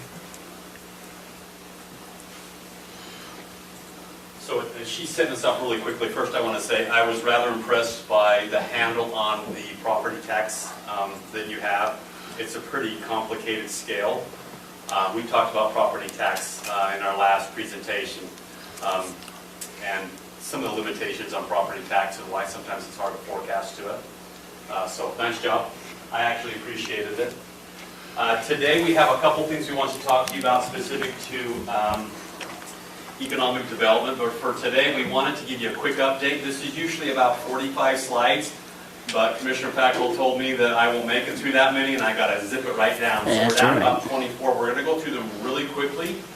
I want it to be informative and a good update for you of where we are today, but where we're going to into the future, but also be interesting. All right, so our role and responsibility is to start with the county evaluation. We think we're fairly far through that process. Then identify and execute strategies, which I believe that we've done. Evaluate the processes we presently have from a county perspective to make sure that we can fulfill those strategies. Start the process of building and strengthening relationships. Evaluate our outcomes to make sure we're hitting the mark. And then position ourselves for the future, understanding markets that are coming over the next couple of years in the environment that we're working in as a county. Now, when we first got here, these two word bubbles really explained a lot for us. From a community perspective, there was a tremendous amount of distrust. There's a lot of negativity, sometimes apathy. People are waiting for things to happen. There was some excitement. I felt some excitement from, certain members within the community. And a lot of these kind of created some of the community concerns and the county issues that you're experiencing today. So we took all that and we put it basically into two areas. One is community concerns and the other is county issues. When we start the process of looking at community concerns, we broke them down into two areas. The first area is related to growth. There's a real feeling that we want to maintain our rural communities. We want to retain our open space. We don't want to see this Park City or Ogden Valley grow. We don't want a bunch of traffic everywhere. Let's keep traffic to the minimum, and we don't want those dreaded outsiders, right? Quality of life. There was a feeling there was no plan, there was no direction. There was a lack of amenities within the community that the community members wanted. And that could be everything from a Starbucks to pathways and trails. And there were some that really aren't as concerned about rural, but they want to have that community feel. A lot of this has driven some of the county issues that I think that you're experiencing, especially being some of you being new into the commission, because you're finding out there's all these issues that you have. Increasing load on property taxes. And again, whether it's the county commission that's created it or other entities, there's still that feeling out there today. Second is a lack of sales tax keeping up. And we showed you some graphs from our last presentation that really showed you that commercial and retail growth was not matching your residential growth, which again affects you a lot because your increased service load, which has an impact on your budgets, which then, as you learned today, has a huge impact as budgets increase on taxation and raising taxes. Infrastructure, workforce, and quality jobs. If you look at the numbers, you see that if you're working inside the county compared to if you're working outside of the county, there's a big disparity in those dollars. Housing, which again, I think Commissioner Wilson talked a little bit about, and Commissioner McConnell earlier today in the chamber meeting, and sustainability moving forward. Those are the areas that we have concerns. Those concerns have caused this no growth cycle. And I'm going to really quickly just sum this up. As expenses continue to grow, if you haven't made investment to grow your revenue pie, then the only thing that you can do eventually is decrease costs, decreased expenses. The impact on decreasing expenses you're feeling today. Staff, retention of staff, maintenance, you're dealing with an issue with one of your snowplows catching on fire and burning your building down. Those types of things create this crisis that you get in, and then you have to increase taxes. Increase taxes, new commission goes out because of increased taxes, new ones come in and everything's fine, and the cycle continues. And you're feeling that no growth cycle today. So we're really focused in right now on private development, commercial, retail, and tourism and outdoor. And that is because we feel that the die has been cast. Growth is coming, we all know that. There's going to be tremendous pressure on Morgan to grow in a bunch of different areas. So when we look at private development, commercial, retail, and tourism and outdoor, we realize that that will start to shrink some of these issues that you're dealing with and some of the community concerns, and that's why we focused in on those areas. So first, under private development. Private developments are focused in on second homes, which are taxed at a much higher rate, lower average in-county stay, so less people staying within the community using services, so the service load is lower, higher discretionary income, they're more philanthropic by nature, they invest more into the community because of that. They cluster, especially in private developments, they want to cluster together, and they have more of an environmental mindset, which again goes back to your rural communities and open space. As an example, Wasatch Peak, and I'm screaming through this, I know I'm talking fast, but $3.5 billion, over 12,000 acres, 700-ish residential units, again clustered. But the issue the point on these slides I want you to look at is look what they're doing to your community issues and reducing your community county issues and addressing your community concerns. And they address all of those. And I think that's important that we relay that as we look at economic development, how we're starting to address. If you ask me about rural and open space, how does this address it? 12,000 acres with 700 RDUs, with individuals who come in for 2 or 3 weeks a year and leave. Okay, more philanthropic, it keeps your rural space with less development and keeps your open space. If we move, quick example of something you talked about today, the impact at build-out between $5.5 and $7 million of revenue that comes in, and that's adjusted to expenditures already. They adjusted to service load already in those numbers, so a huge benefit. Second area If we look into the second area, which is commercial and retail space, we talked briefly about the flexibility of sales tax as opposed to property tax and how valuable that is. The TR tax will include in that. So increased sales tax, increased job creation, amenities brought to the community. It really focuses your commercial growth into one area instead of having it spread throughout the community. It helps you with your housing, creates a destination for your community, which is super important, and creates synergies for other economic engines within the community. As an example, Mountain Green Town Center, it's a $130 capital investment. Estimated to create almost 1,000 jobs. The tax implications at build-out is almost $3.5 million with flexibility with your sales tax revenues.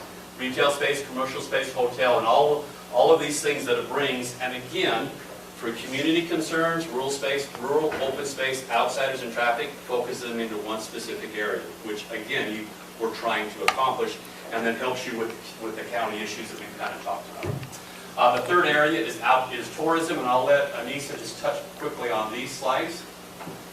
So these are just other things you're already aware of. The state has moved to more of a rural focus instead of the Mighty Five campaign. We already have the natural assets, and we're not taking currently advantage of any of those. For every dollar spent in destination marketing, you get 34 to 38 back. And that's a study done by both the state as well as internationally. So this is just something we're not capitalizing on.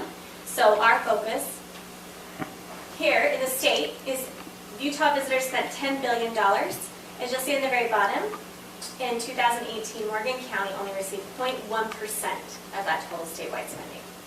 So this just talks about the job creation and then the spending back into the communities that we're not capturing. The ways we can capture it is by creating a destination management organization. Now what that is the policies, the practices, and professional proficiencies related to the administration of a destination. So one of the things I want to focus on at the bottom, you'll see the management of the destination, including the marketing efforts, the local resources, the accommodations, activities, events, and environmental concerns, tourist attractions, and transportation. So by having a DMO that manages the destination, they'll actually manage the environment, the community outreach, they'll manage the businesses and the relationship with the chamber, and it just also focuses that distribution of tourism into the areas that you want the tourism growth. And it creates its own tax base. So the DMO, is that, it's an organization of the county? Or is it a private? It's county contracted, and so you might hear like Visit Park City, Visit Ogden, which is Weaver County's, Explore Utah Valley. Those are all DMOs throughout the state that are capturing TRT dollars and then also funded through events, small membership, and then using that bed tax. Okay. It's basically a nonprofit organization that's specific to creating the infrastructure and then the marketing and destination management for Morgan County. And then by being a 501c6, it allows us to take that funding and match it with other state dollars for additional marketing opportunities. Would the county be the organizer of the DMO in this instance, or is that somebody else? The county would not be the organizer, but the county would be a big component of the decision making. The DMO is usually made up of a board that has county, city, and then industry within the tourism market to give consultation and direction to the steps that the DMO is taking. And they'll present their budget to you on an annual basis for your approval, as well as the city will also control the TRT tax. And then again, I think Commissioner Fackrell was, maybe his portfolio, I believe, was tourism, so it would be natural flow into that and then into economic development also. And again, tourism and outdoor recreation, sporting events is a different, unique animal. So, moving on really quickly, we're almost done. We really want to report on where we're at to date. In the commercial and retail space, we worked with the developers in the Mountain Green. Those are all the things that we're working on today, including the small market study, which is one of the reasons we're here today, to better understand the impact into Peterson and what we can do from a county perspective to reduce that impact but still capture the opportunity. The interchange, which we're also here today to talk about gaining support. We've had a great week of talking to legislators, talking to WFRC. We had a great meeting last night with the COG. I thought it was very informative and a tremendous amount of support. And the same, again, from Mayor Little and Morgan City. I think they're approaching this very correctly, is they're telling us they support us, but they want to see the commission make that decision, and they want to support the commission. So really trying to create synergy between all the organizations within Morgan County. We're working directly with the Chamber of Commerce, and as an example, we're working with some of the smaller businesses right now on developing some restaurant opportunities, working with the hoteliers on helping them move the hotel forward, and then some retail as far as destination sports and some other business owners within Morgan County. In the area of tourism, again, there's the list, but there's a tremendous amount of work to do. We are in constant contact with the Office of Tourism, with the Office of Outdoor Recreation. There's great grant opportunities out there today that we'll touch on here in a little bit, in a second. But UADMO and DMA West and all of these groups, we have to work with as we start this process of bringing tourism and events to Morgan County. And then the work we're doing with the private development with Wasatch Peak. But better understanding at some point that there will be other developments that will start looking at Morgan County. Grant applications, we applied to expand the enterprise zone. It's something from the last county council, and so we've applied that across the entire Morgan County. We're working, and we've talked to Rebecca and James several times already on rural economic development grant opportunities which are out there. The Office of Tourism, what is that? What's his name again? This is for Flint. This is Flint. We are going to bring to you some grant opportunities, do entire county assessment specific to tourism, create a strategic plan, and to start something that we've all talked about, which is branding and marketing, who we are and how we sell ourselves. In the area of outdoor recreation, we've had another great conversation. They are extremely excited about working with us on multiple grant opportunities, either mini or Tier 1. Tier 1 are up to $250,000 grants. They see tremendous opportunity building out tourism within Morgan County, and they want to be a part of that. And then WFRC, the small area plan, which would be applied to both Peterson and Mountain Green. And then a market study on the west end. As we talk about the development at the west end, we'll take those two small market studies, area studies, and then we'll put them in the market study. And then we'll take that information to Tide, who is working on the general plan. So that's where we are today. We feel strongly that this center circle is where we've had issues that we've come into. The steps that we're taking as far as outdoor recreation and commercial development, along with the work that's being done right now with the Commission on creating better trust, commitment to the ideals that you've already talked about, and then restructuring or streamlining government for efficiencies, will start to reduce this. So moving into the future, what we want to talk about is deliverables. And we're not going to hit on every one of them, but in the area of development, continuing with all the private development, through the interchange, which is a half an hour conversation that we kind of had at the COG, which I thought was very valuable. The Mountain Green Town Center, which I feel very strongly is where your synergy is going to happen for all your development, and really can focus that growth in an area that is accepting of that growth if we do it correctly and it's focused. And then business development, and then continuing to build out broadband, which again is on your agenda for today.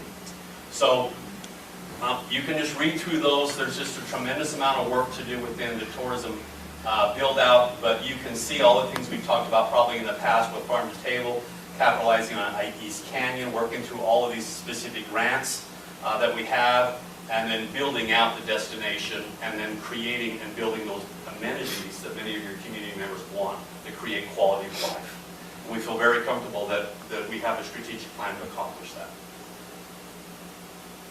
Out of scope, so these are some things we've kind of seen. It's a good time for us to talk about them. Policy development and review. I've talked to probably several of you about some policies that maybe or processes that you want to kind of look at that will help with development and still maintain the cover that Morgan County needs to make sure that development is done correctly. Partnering with state and regional partners, which is a big deal. Some county analysis, the master plan assistance, county infrastructure analysis. Working to create some of these boards and then create synergy between the boards, I think is super important.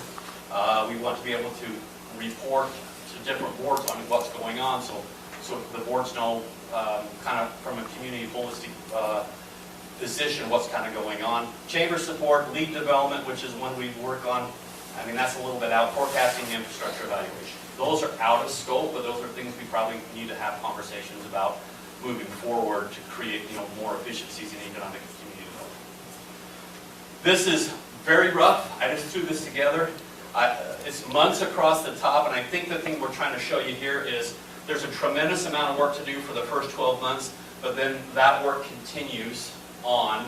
Some of it is completed in 12 months, but some will take a much longer to accomplish. Again, don't get lost in all the different colors and shades. I threw this together really quickly because I think there's some value in understanding Wasatch Peaks is another 12 to 13 years build out, and some of these other projects, including the GMO, just go on and create synergy. So the big question then is funding. Where do you find dollars to do all these things? And we've identified several buckets right out of the gate. The Rural Economic Development grant, which we're working on right now, I think will continue on. I feel confident that it's probably safe for between 2 to 5 years, especially with Governor Cox. He's committed to rural economic development, and I think it will continue to be in his budget. Tourism and recreation tax, the TRT dollars out there are very limited in spending. They're not like an enterprise fund, but more like a restricted account on what you can use them for. There's some legislation right now to kind of open that up a little bit. We can talk about that at another time. Morgan County has had economic development in their budgets in the past, and so, as an opportunity to maybe use some of those dollars. Morgan City, we've had great conversations, and they could possibly help us on some matching, which I think brings some value. The Chamber of Commerce and events. Under the matching, I think that there's some value in that because you can leverage those dollars, and we've talked about leveraging grant dollars before, and the build out. So build out looks to future viability, and we know that in 2027, they've estimated that some of it will be online, and you're looking at, I think, $2.5 million at that point. Build out for Mountain Green was like $3.5 million, with $2 million of those dollars sales tax, and then just your future average growth. So that's a quick synopsis of where we're at. I hope I stay close to the 10 minutes, Commissioner Fackrell. We're here today to specifically talk about two things in one, and we had a great conversation as a COG about support for the Mountain Green interchange and how the community will support it. It makes it much easier for us to push it forward. I think we have support at a legislative level for sure. And even though I do not have letters today from Morgan City and the COG, I feel very confident if you pass this, you will have complete support from both of those entities, and then we'll reach out to the Chamber for an additional letter of support. The last one, which is also, and I don't know if you want me to touch on this really quickly, is letters of support for the WFRC for the two markets, small markets, the small area studies and the one market study. I think that's a 6% match, so it's between $7,000 and $8,000 for about $130,000. $9,000 for $130,000. $9,000. I always undersell, she always is accurate. So, we're open for questions. Woo! I burned through about a 45-minute presentation in about 12 minutes. Great job. It's good to see what you guys are doing. It's a lot of effort, so thank you very much. Any questions? I would just maybe suggest that we have, I think it would be beneficial if we have a work session meeting to maybe explore the DMO idea more with the two of you and the commission, where we can sit down and ask questions a little more. If you're amenable to that, maybe we can do that at one of our next meetings prior to the, we could start at 4 and do an hour-long work session. I think we are amenable. I think from our perspective, we were hired on a very narrow scope, and I think we've met a majority of that scope. Moving forward, I don't think we can continue to keep the amount of energy and hours and time. And so I think we would want to have a discussion about either moving our scope back to more where it's supposed to be, or having a longer-term discussion on a contract that gives a little more commitment to us and probably to the community. I think that's something that's important for us moving forward. It allows me then to prioritize where my time is and make some professional decisions on what I'm going to do. And that would probably be better for us quicker than later, just because we have a legislative session moving forward. There's a tremendous amount of work to be done with our legislators on a couple different things up to, including helping to make sure that the rural grant funding continues, which we feel it will, but we want to support that with just some other things, so. We're already being asked to meet with UADMO, DNA West, some of these other entities to begin moving those processes forward. So we just ask that we meet with you quickly, and we'd be happy to set something up where we do an executive session with you. But some of these things need to be addressed. One of the grants that we're applying for, that we would need to apply for, the deadline is March 5th, and that's done through Utah Office of Tourism, and that's for those three: the strategic assessment, or the community assessment, strategic plan, and then the branding and marketing. Just because it's through the state, they only approved, I think, 4 of the state this year. And how much does that equal out to? What kind of a grant? It was 12,500, 25,000, and then 12,500. Yeah, I can't remember the exact amount. What was the match? Was it a 50% match? 50% match. So several of the grants are a 50% match, and several of the grants are a 50% match for the 25% in kind, where you can do in kind 25%, which is usually fairly easy to do. And so depending on which one it was, outdoor recreation may have been the 25% in kind. On the 50% tourism, I think we can find some dollars that will offset the match, the specific match, so it will have less impact into the county's dollars. And it follows your statutes under TRT to use that tax towards that. I mean, it's one of the line items is matching dollars. So I'll be gone the week of the 22nd. I could do administrative on the 9th. And then if there was a definitive proposal that could get on the agenda On for the the 16th. 16th. Yeah, I could do The that as 9th and the well. 16th, I think those would be in timelines that I think we could have what you need in front of you and have some open discussion about levels of commitment and where we're at and what we can do. So I think we're very amenable to that. Do I'm those fine with dates any work for date. you?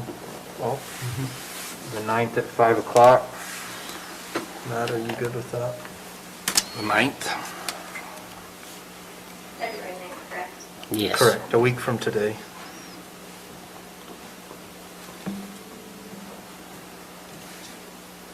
I'm standing here thinking there's a microphone here, but the microphone's right there, so I could probably stood anywhere.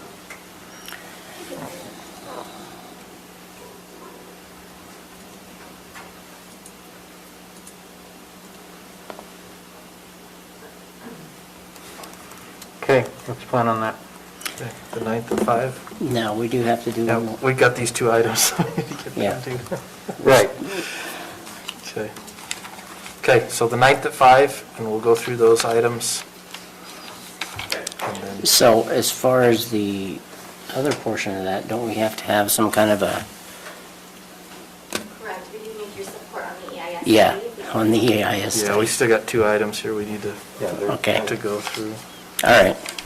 So the first item here is it's a resolution actually in support of funding for the EIS study for the Mountain Green interchange. And again, the purpose is, we really feel like in order to have the economic growth in that area, that interchange really needs to be there. Right. Morgan County will never compete with the Wasatch Front in terms, under UDOT's guidelines for determining when an interchange would be built there. And so I think the only way that that's going to really happen is if we get legislative support to do it. You know, an Olympic bid would really help us too. But in the meantime, it'd be great if we can get some legislative support. So James and Anissa have been working on that pretty heavily and trying to garner some support.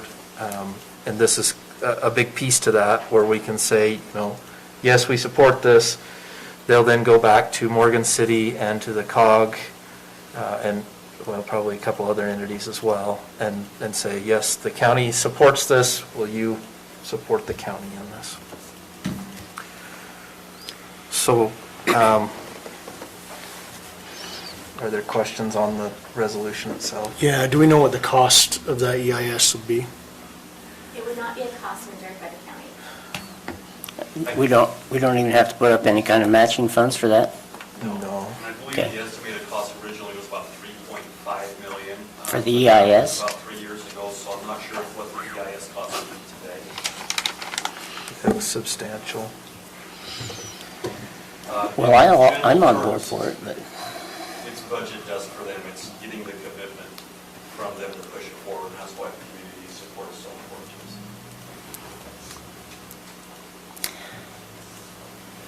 If I could add one more thing, sorry, I love you guys, and it's my fault I talk too much. But there is a lot of talk right now at a state level that they have unexpected revenues, and so there's a lot of money right now out for one-time expenditures, which is what we would classify this as. And so there's just one more opportunity right now that may help us if we can get the notice. And I'm going to stand over here. may, You're fine. may I, So I don't have questions. I would, if we could make the change, I know you may want it signed tonight, I don't know, but I would just put resolution supporting transportation infrastructure on the top, just as a heading, and I would be consistent in the capitalization of Mountain Green. There's a couple places where it's not capitalized. And we'll want to put that resolution number, which will be CR 21-02. 02, yeah. So are we ready for a motion, or did you have another question? I just wanted to make a statement to everybody that's out here. If you don't know, according to what I understand, and you guys can correct me on this, but if we do an EIS, and it takes them 3 years to do that, then they have to start building the project within that time frame. Is that correct? Correct. So the EIS has a 3-year life for it before they'd have to do another 3 years. So there's a couple So, things. yeah. So there's about a $40 million Traverse Loop investment. There's about a, Jared, Commissioner Anderson, what do you think the $2.5, $3 million worth of property? I'm not sure what the easement costs. They've already got it. I know, yeah, I know it was over 2 million, but 2 yeah, million right away. I don't know exactly what it And was. then $3.5 million for EIS. I mean, there's about a $45-50 million investment that they already have. And that would be, again, one of the arguments that we would make, just building the building blocks to get past the congestion modeling and the safety modeling and so on. So in other words, basically the strategy is that if we can get this EIS, then we can get the interchange. And I think that's what most of the people in Morgan County want. And if they don't, come and see me. I'm ready. Mr. Chair, I'd like to make a motion that we approve Morgan County Resolution Number 21-02, a resolution supporting an EIS study for the Mountain Green interchange. I'll second, since nobody else does. So we have a motion by Member Newton, seconded by Member Mackerel to approve a resolution supporting an EIS study on the potential interchange in Mountain Green. Any questions on the motion? All in favor? Aye. Any opposed? Okay. Okay, and then the second portion of this that we wanted to talk about, it's actually number 7 on your agenda, so you'll have to probably scroll down a bit to find it, but is a letter of support. So James and Anissa have applied for a grant through WFRC to do a study on the Mountain Green and Peterson areas. It's an economic study, the cost of which is about $130,000. Our portion would be $9,000. I would suggest that we pay for that from our TRT funds, which there's sufficient in that account to pay for it, as long as we get the grant. Now, the letter essentially says we will provide the $9,000 matching funds if we're awarded the grant, and we support the award of the grant. Did I get all that correct? Yes, so we found out about the grant 2 days before. We scrambled, wrote the grant, asked for extensions for some specific parts, which would be the letter. They agreed to that, and so we're coming up on the deadline to submit those letters. We feel from our conversations, because we're amazing, that they really want to work with Morgan, and they're willing to hold those deadlines, and so we're asking to get those letters signed so that we can send them in. Okay. Okay. Any questions on the letter that was included in the packet? I'll make a motion, Mr. Chair, that we approve the letter to be sent to Wasatch Front Regional Council in support of the 2 small area plan and 1 market study grants. And in addition, that we approve the potential expenditure of $9,000 to come from TRT, the TRT fund, to be the match on those grants. I'll second it. Okay, we have a motion to authorize a letter of support for an economic development study to be sent to the Wasatch Front Regional Council, which will include a commitment to a matching contribution of $9,000 to be paid from the TRT fund. The motion was by Member Newton, seconded by Member Fackrell. Any questions on the motion? All in favor? Aye. Aye. Any opposed? Okay. Thank you. Thank you, Commissioner. Do you have a separate copy of the letter here? We do not. If you email it to me, I'll get it signed for you. Okay, that takes us to item number 5 on our agenda. This is a letter of engagement between Morgan County and HBME for audit of financial statements for the year ending December 31, 2020.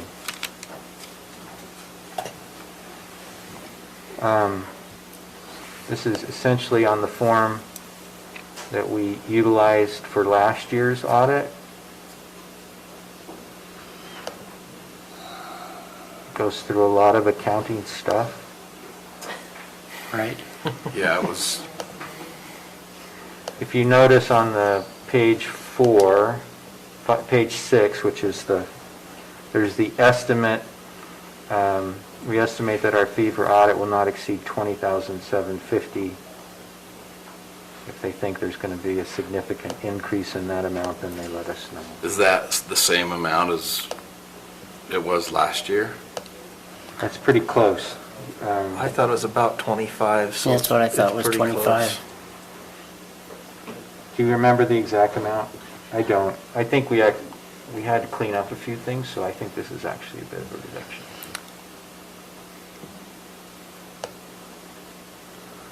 Did this go out to bid that we know of, or how did we acquire? The state.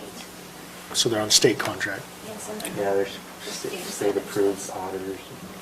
Oh, it's a state. They have a list. So they went through the procurement process. Yeah. Do we just need a, Any questions about this proposal? We need to get it underway, so yeah, we do. it would be nice to be on time for one of our audits. Yeah, that would be good. It always makes for better partners. Yeah. Well, I'll move. I'll Okay. move. Being over audit, is there anything that I need to be, So as soon as you approve this, and the next item, we'll set up an opening conference. And so if you can just be present for that. okay? Okay, Member Okay. Fackrell is going to make a motion. I'll try it. I move that we engage HBME for the audit for the financial statements for the year ending December 31st, 2020. Second? Second? Okay, we have a motion by Member Fackrell, seconded by Member Wilson to approve the letter of engagement between Morgan County and HBME for the audit of our financial statements for the year ending December 31, 2020. Any questions on the motion?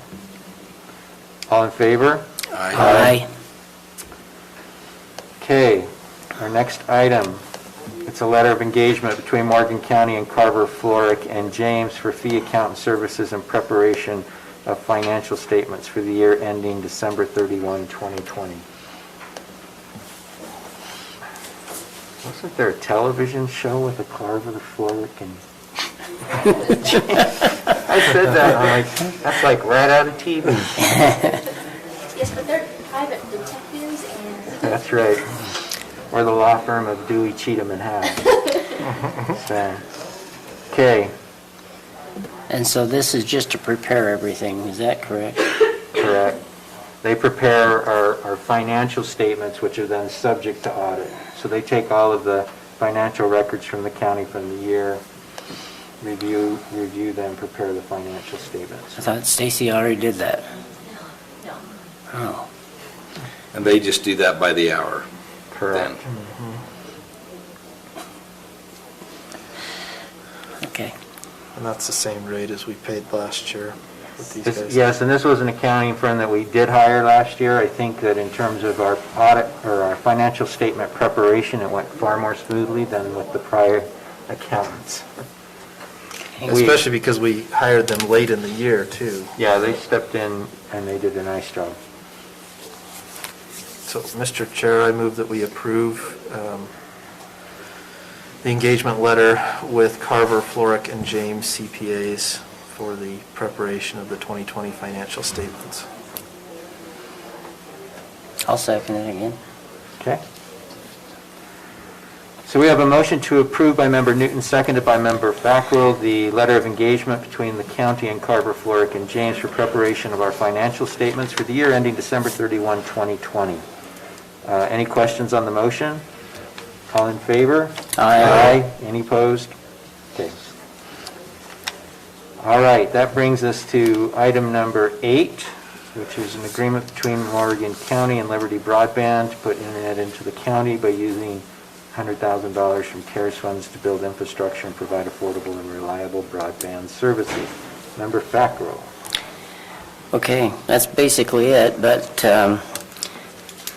Mike Zindel is here with Liberty Broadband, and he has sent, which I sent to each one of you, the agreement, a second or third agreement, and he's also brought another one if we have to make any changes. If he wants to present it to all of us, he can, or you can read it, or however you want to do that. I've read it. So my only question on this would we be able to, so what's our funding deadlines for this portion of the CARES funding? It's not till the end of the year, so we have till December 31st of 2021 to finish spending the CARES Act funding. So as you go and you put in the different towers,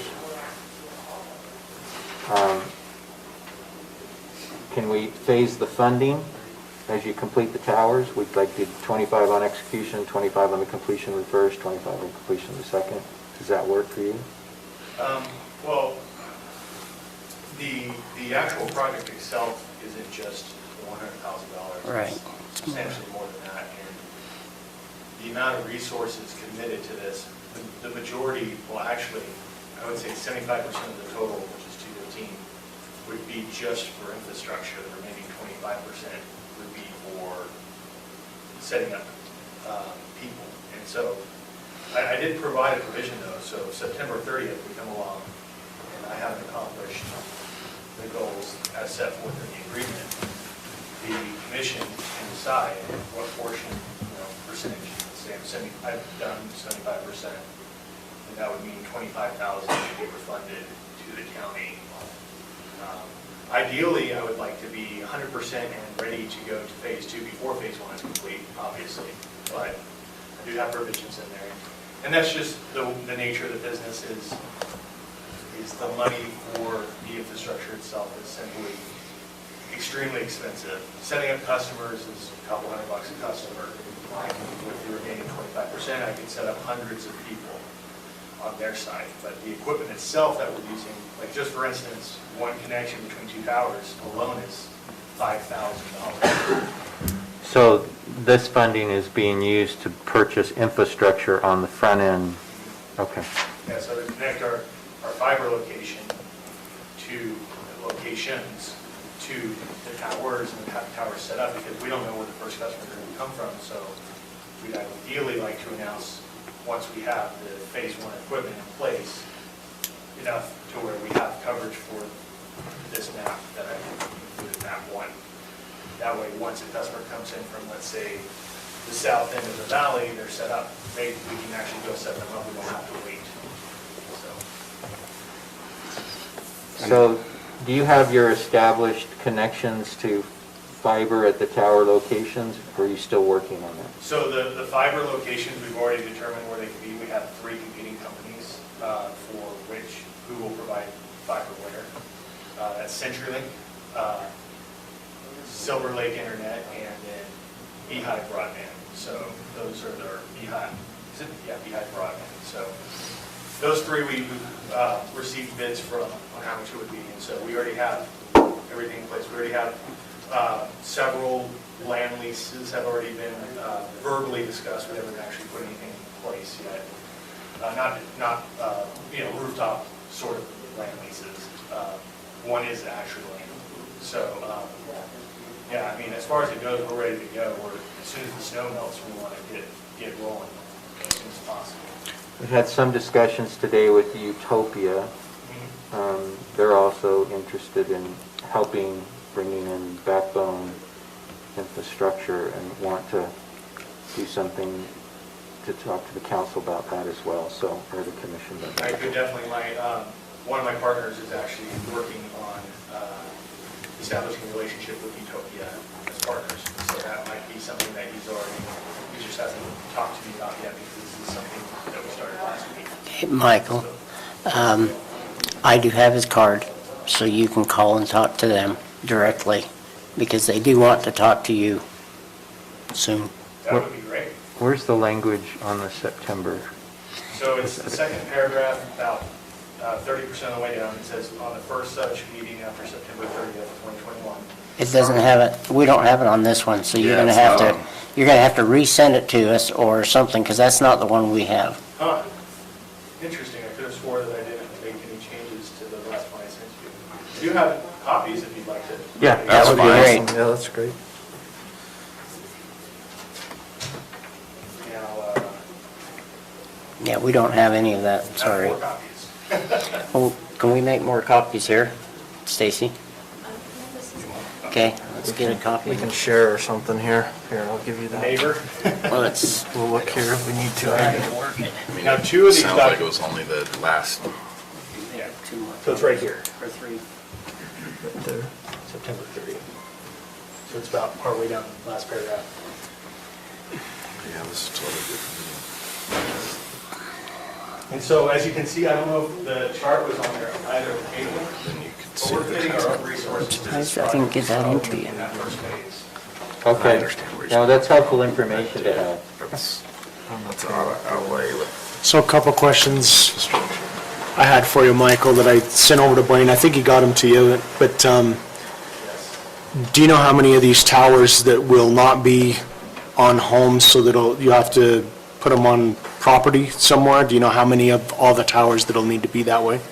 So there's 2 locations that aren't homes, and they don't actually have, existing infrastructure, so to speak. 2 of them are water towers. The 2 I'm talking about are just basically empty land. We have a plan to set up off-grid towers for these locations. We've already done it. And basically what happens is we don't need to have any sort of utilities or anything. We just go into a normal land lease with the owner, let them know what we're doing. And then we put our solar panels in wind, battery backups, and then we also have a backup generator that's propane powered, so if anything were to happen. And we'll coordinate with the fire department like we did with Weaver to make sure that any sort of accommodations that need to be made to prevent a fire, especially in the summer months. It gets extremely dry up here, just like I'm sure it does in Ogden Valley. Last thing we need is any sort of fire that generator kicks on. So that's only one location or 2 locations that are completely no utilities or anything. And then the plan is to run utilities to them eventually once we have the towers established. But there are, the only reason that one of them is, neither of them are necessary per se, according to that plan. But one of them is kind of important because there's a lake that goes off from the main Morgan Valley. And that land, that hilltop piece, is really the only view that sees that spot. So there's dozens of homes that would be missed if we didn't put a tower there. So it'd be one of our most expensive towers, but I don't like the idea of missing people. So I would rather have them connected, even if it costs me, $10,000, $15,000 to get a tower for them. What is going to be the monthly fee for clients? So our plans range from $30 to $125 a month, and they're all unlimited. And they're symmetrical plans, so your uploads and downloads are the same. And then that's what you pay. We don't have any additional fees. The state of Utah doesn't require the collection of sales tax. So if we tell you your plan is $125, you're paying $125 and you're going to get that plan speed. So that's, it's not the amount of data, it's the speed at which the data arrives that is the variation in the plan amount. So the $125 plan would be, with this new equipment, would be a 200 megabit plan. Currently, it's a 100 megabit plan for most of our customers in the Ogden Valley. So you would actually be the first to get those newer, twice the speed of the same price plans that we haven't even announced in Ogden Valley yet. That would be. So without getting too specific, when exactly would you need to see the commitment of the 100,000? Because you mentioned in here you want it to be for phase one, you're showing the numbers for phase one. Right. But does that need to be within a month from now? When would that need to be? Like within, so once the snow melts is when we could start deploying this equipment on rooftops, and we could do rooftops sooner. So, I mean, it really, I can't begin phase one without the funding, right? So the sooner we get it, the sooner we can start, and the sooner that deadline is. So like if we were delayed by a month, I would need an additional month, and so then that would push you back to October 31st, right? So anyway, so the sooner the better, because I also have contractors that are going to be setting up this equipment. This is very high-end equipment. It requires specialized workers to get this set up, and the ones that I currently have on staff are already being used for Ogden Valley, and so I have a person that has qualified professionals that aren't being used right now because he's kind of hit a little bit of a lag between demand and supply for his market. And so I'm planning on using that for this market so that we can make sure that everything's set up properly. And so that's, all contingent upon this getting done. So I can't start work without well, I could start some work, but I would like to have, I'm giving myself 6 months here, but I want to have all these towers up in the next 2 to 3 months, and I want to have customers already set up before we even start talking about the midsummer festivities like July, 4th of July and stuff like that. Because I don't know if you do any 4th of July things here, but I'd like to have a presence there and ready to sign customers and already have customers, so we have people walking by our booth and saying, hey, we love you guys, and we can provide free Wi-Fi to the event and things like that. So I think I would contemplate if this is approved that the funding would go out. Immediately.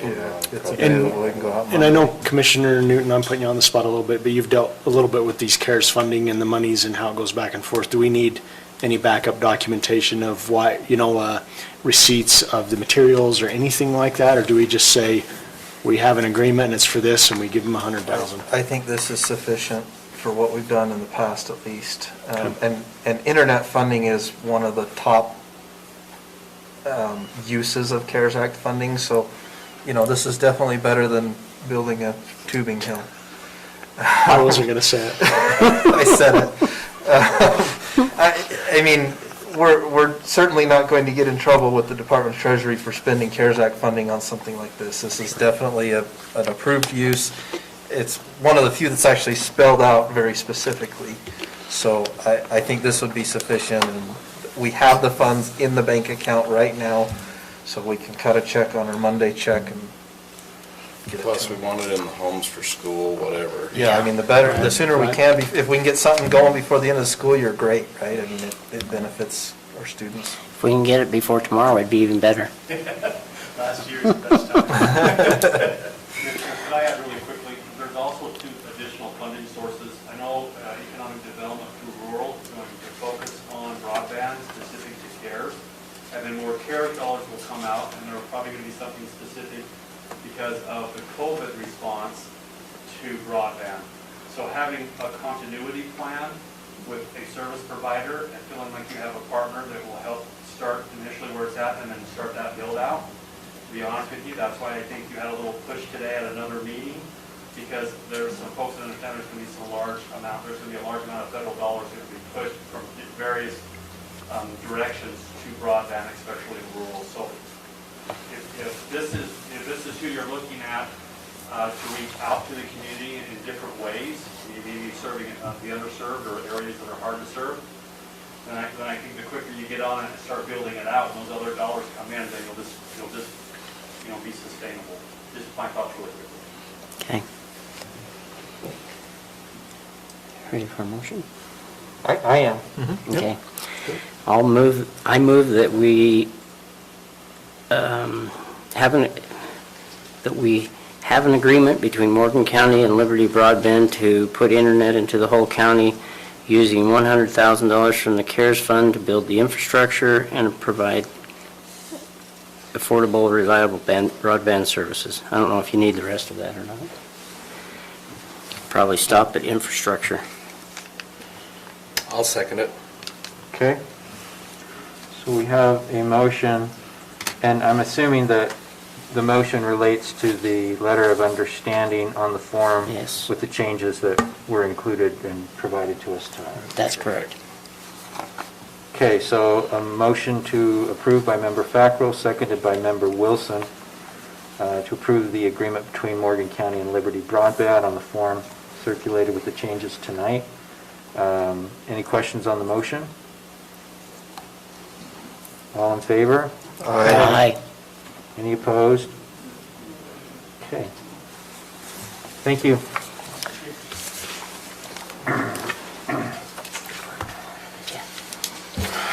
Do you need this? Do you have it? Okay, thank you. Thank you, Michael. Okay, that brings us to commissioner comments. I did mention today that the YCC is part of their fundraising efforts for this year, which nonprofits have been hit pretty hard by COVID. So a lot, they typically do an annual gala and they do different things to try to help raise funds, and most of those were canceled. We did get our golf tournament last summer done on kind of a limited basis, but they're doing a fundraising deal where it's called Hearts of Ogden, and they're these big hearts. They're made by a company that does stuff for Disneyland. They look pretty cool. And it refers to the YCC, and then they're just looking for sponsors on the back of those hearts. And there's different other things that you can sponsor on an individual level if you want to. But if you have any companies in the Ogden area or here that might be interested in sponsoring, have them get in touch with me and I'll get them some information. Okay.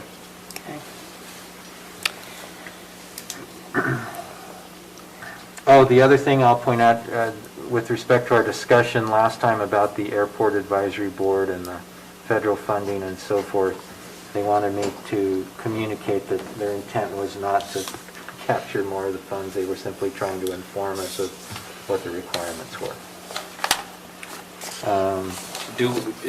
Are they moving ahead with any infrastructure on that or not?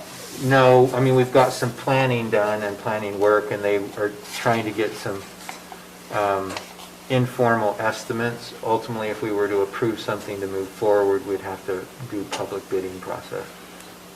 So, trying to figure out different funding sources. Okay. And I know you said that before they had somebody that put in the infrastructure and then they were reimbursed through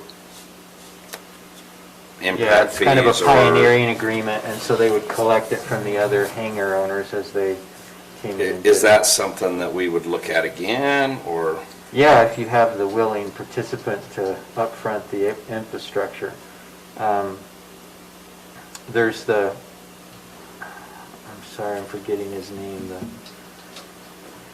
Garfield? No, apart from the other row of hangars, there's I think it's called 5 Nines, was interested in potentially doing a building. This would be the farthest north, It wouldn't be a typical hangar row, and he was looking at maybe putting in a building for his operation, and together with, that would be big enough to include the facilities for the Forest Service.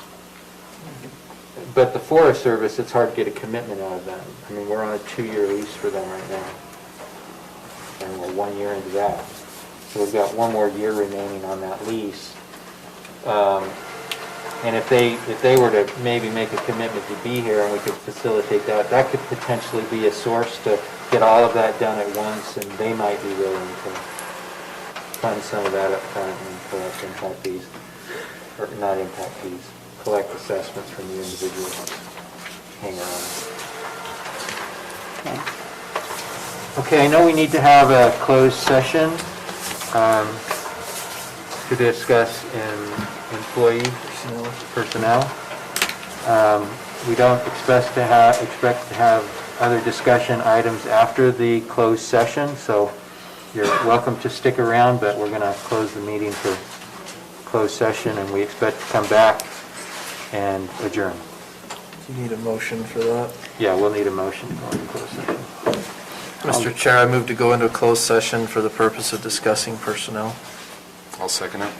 Okay, a motion and second to go into closed session to discuss personnel. All in favor? Aye. Aye.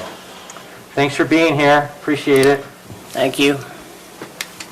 I'm going to go to the restaurant. Yeah, I do too. Can Yeah, it'll take a minute. Oh, he's much faster.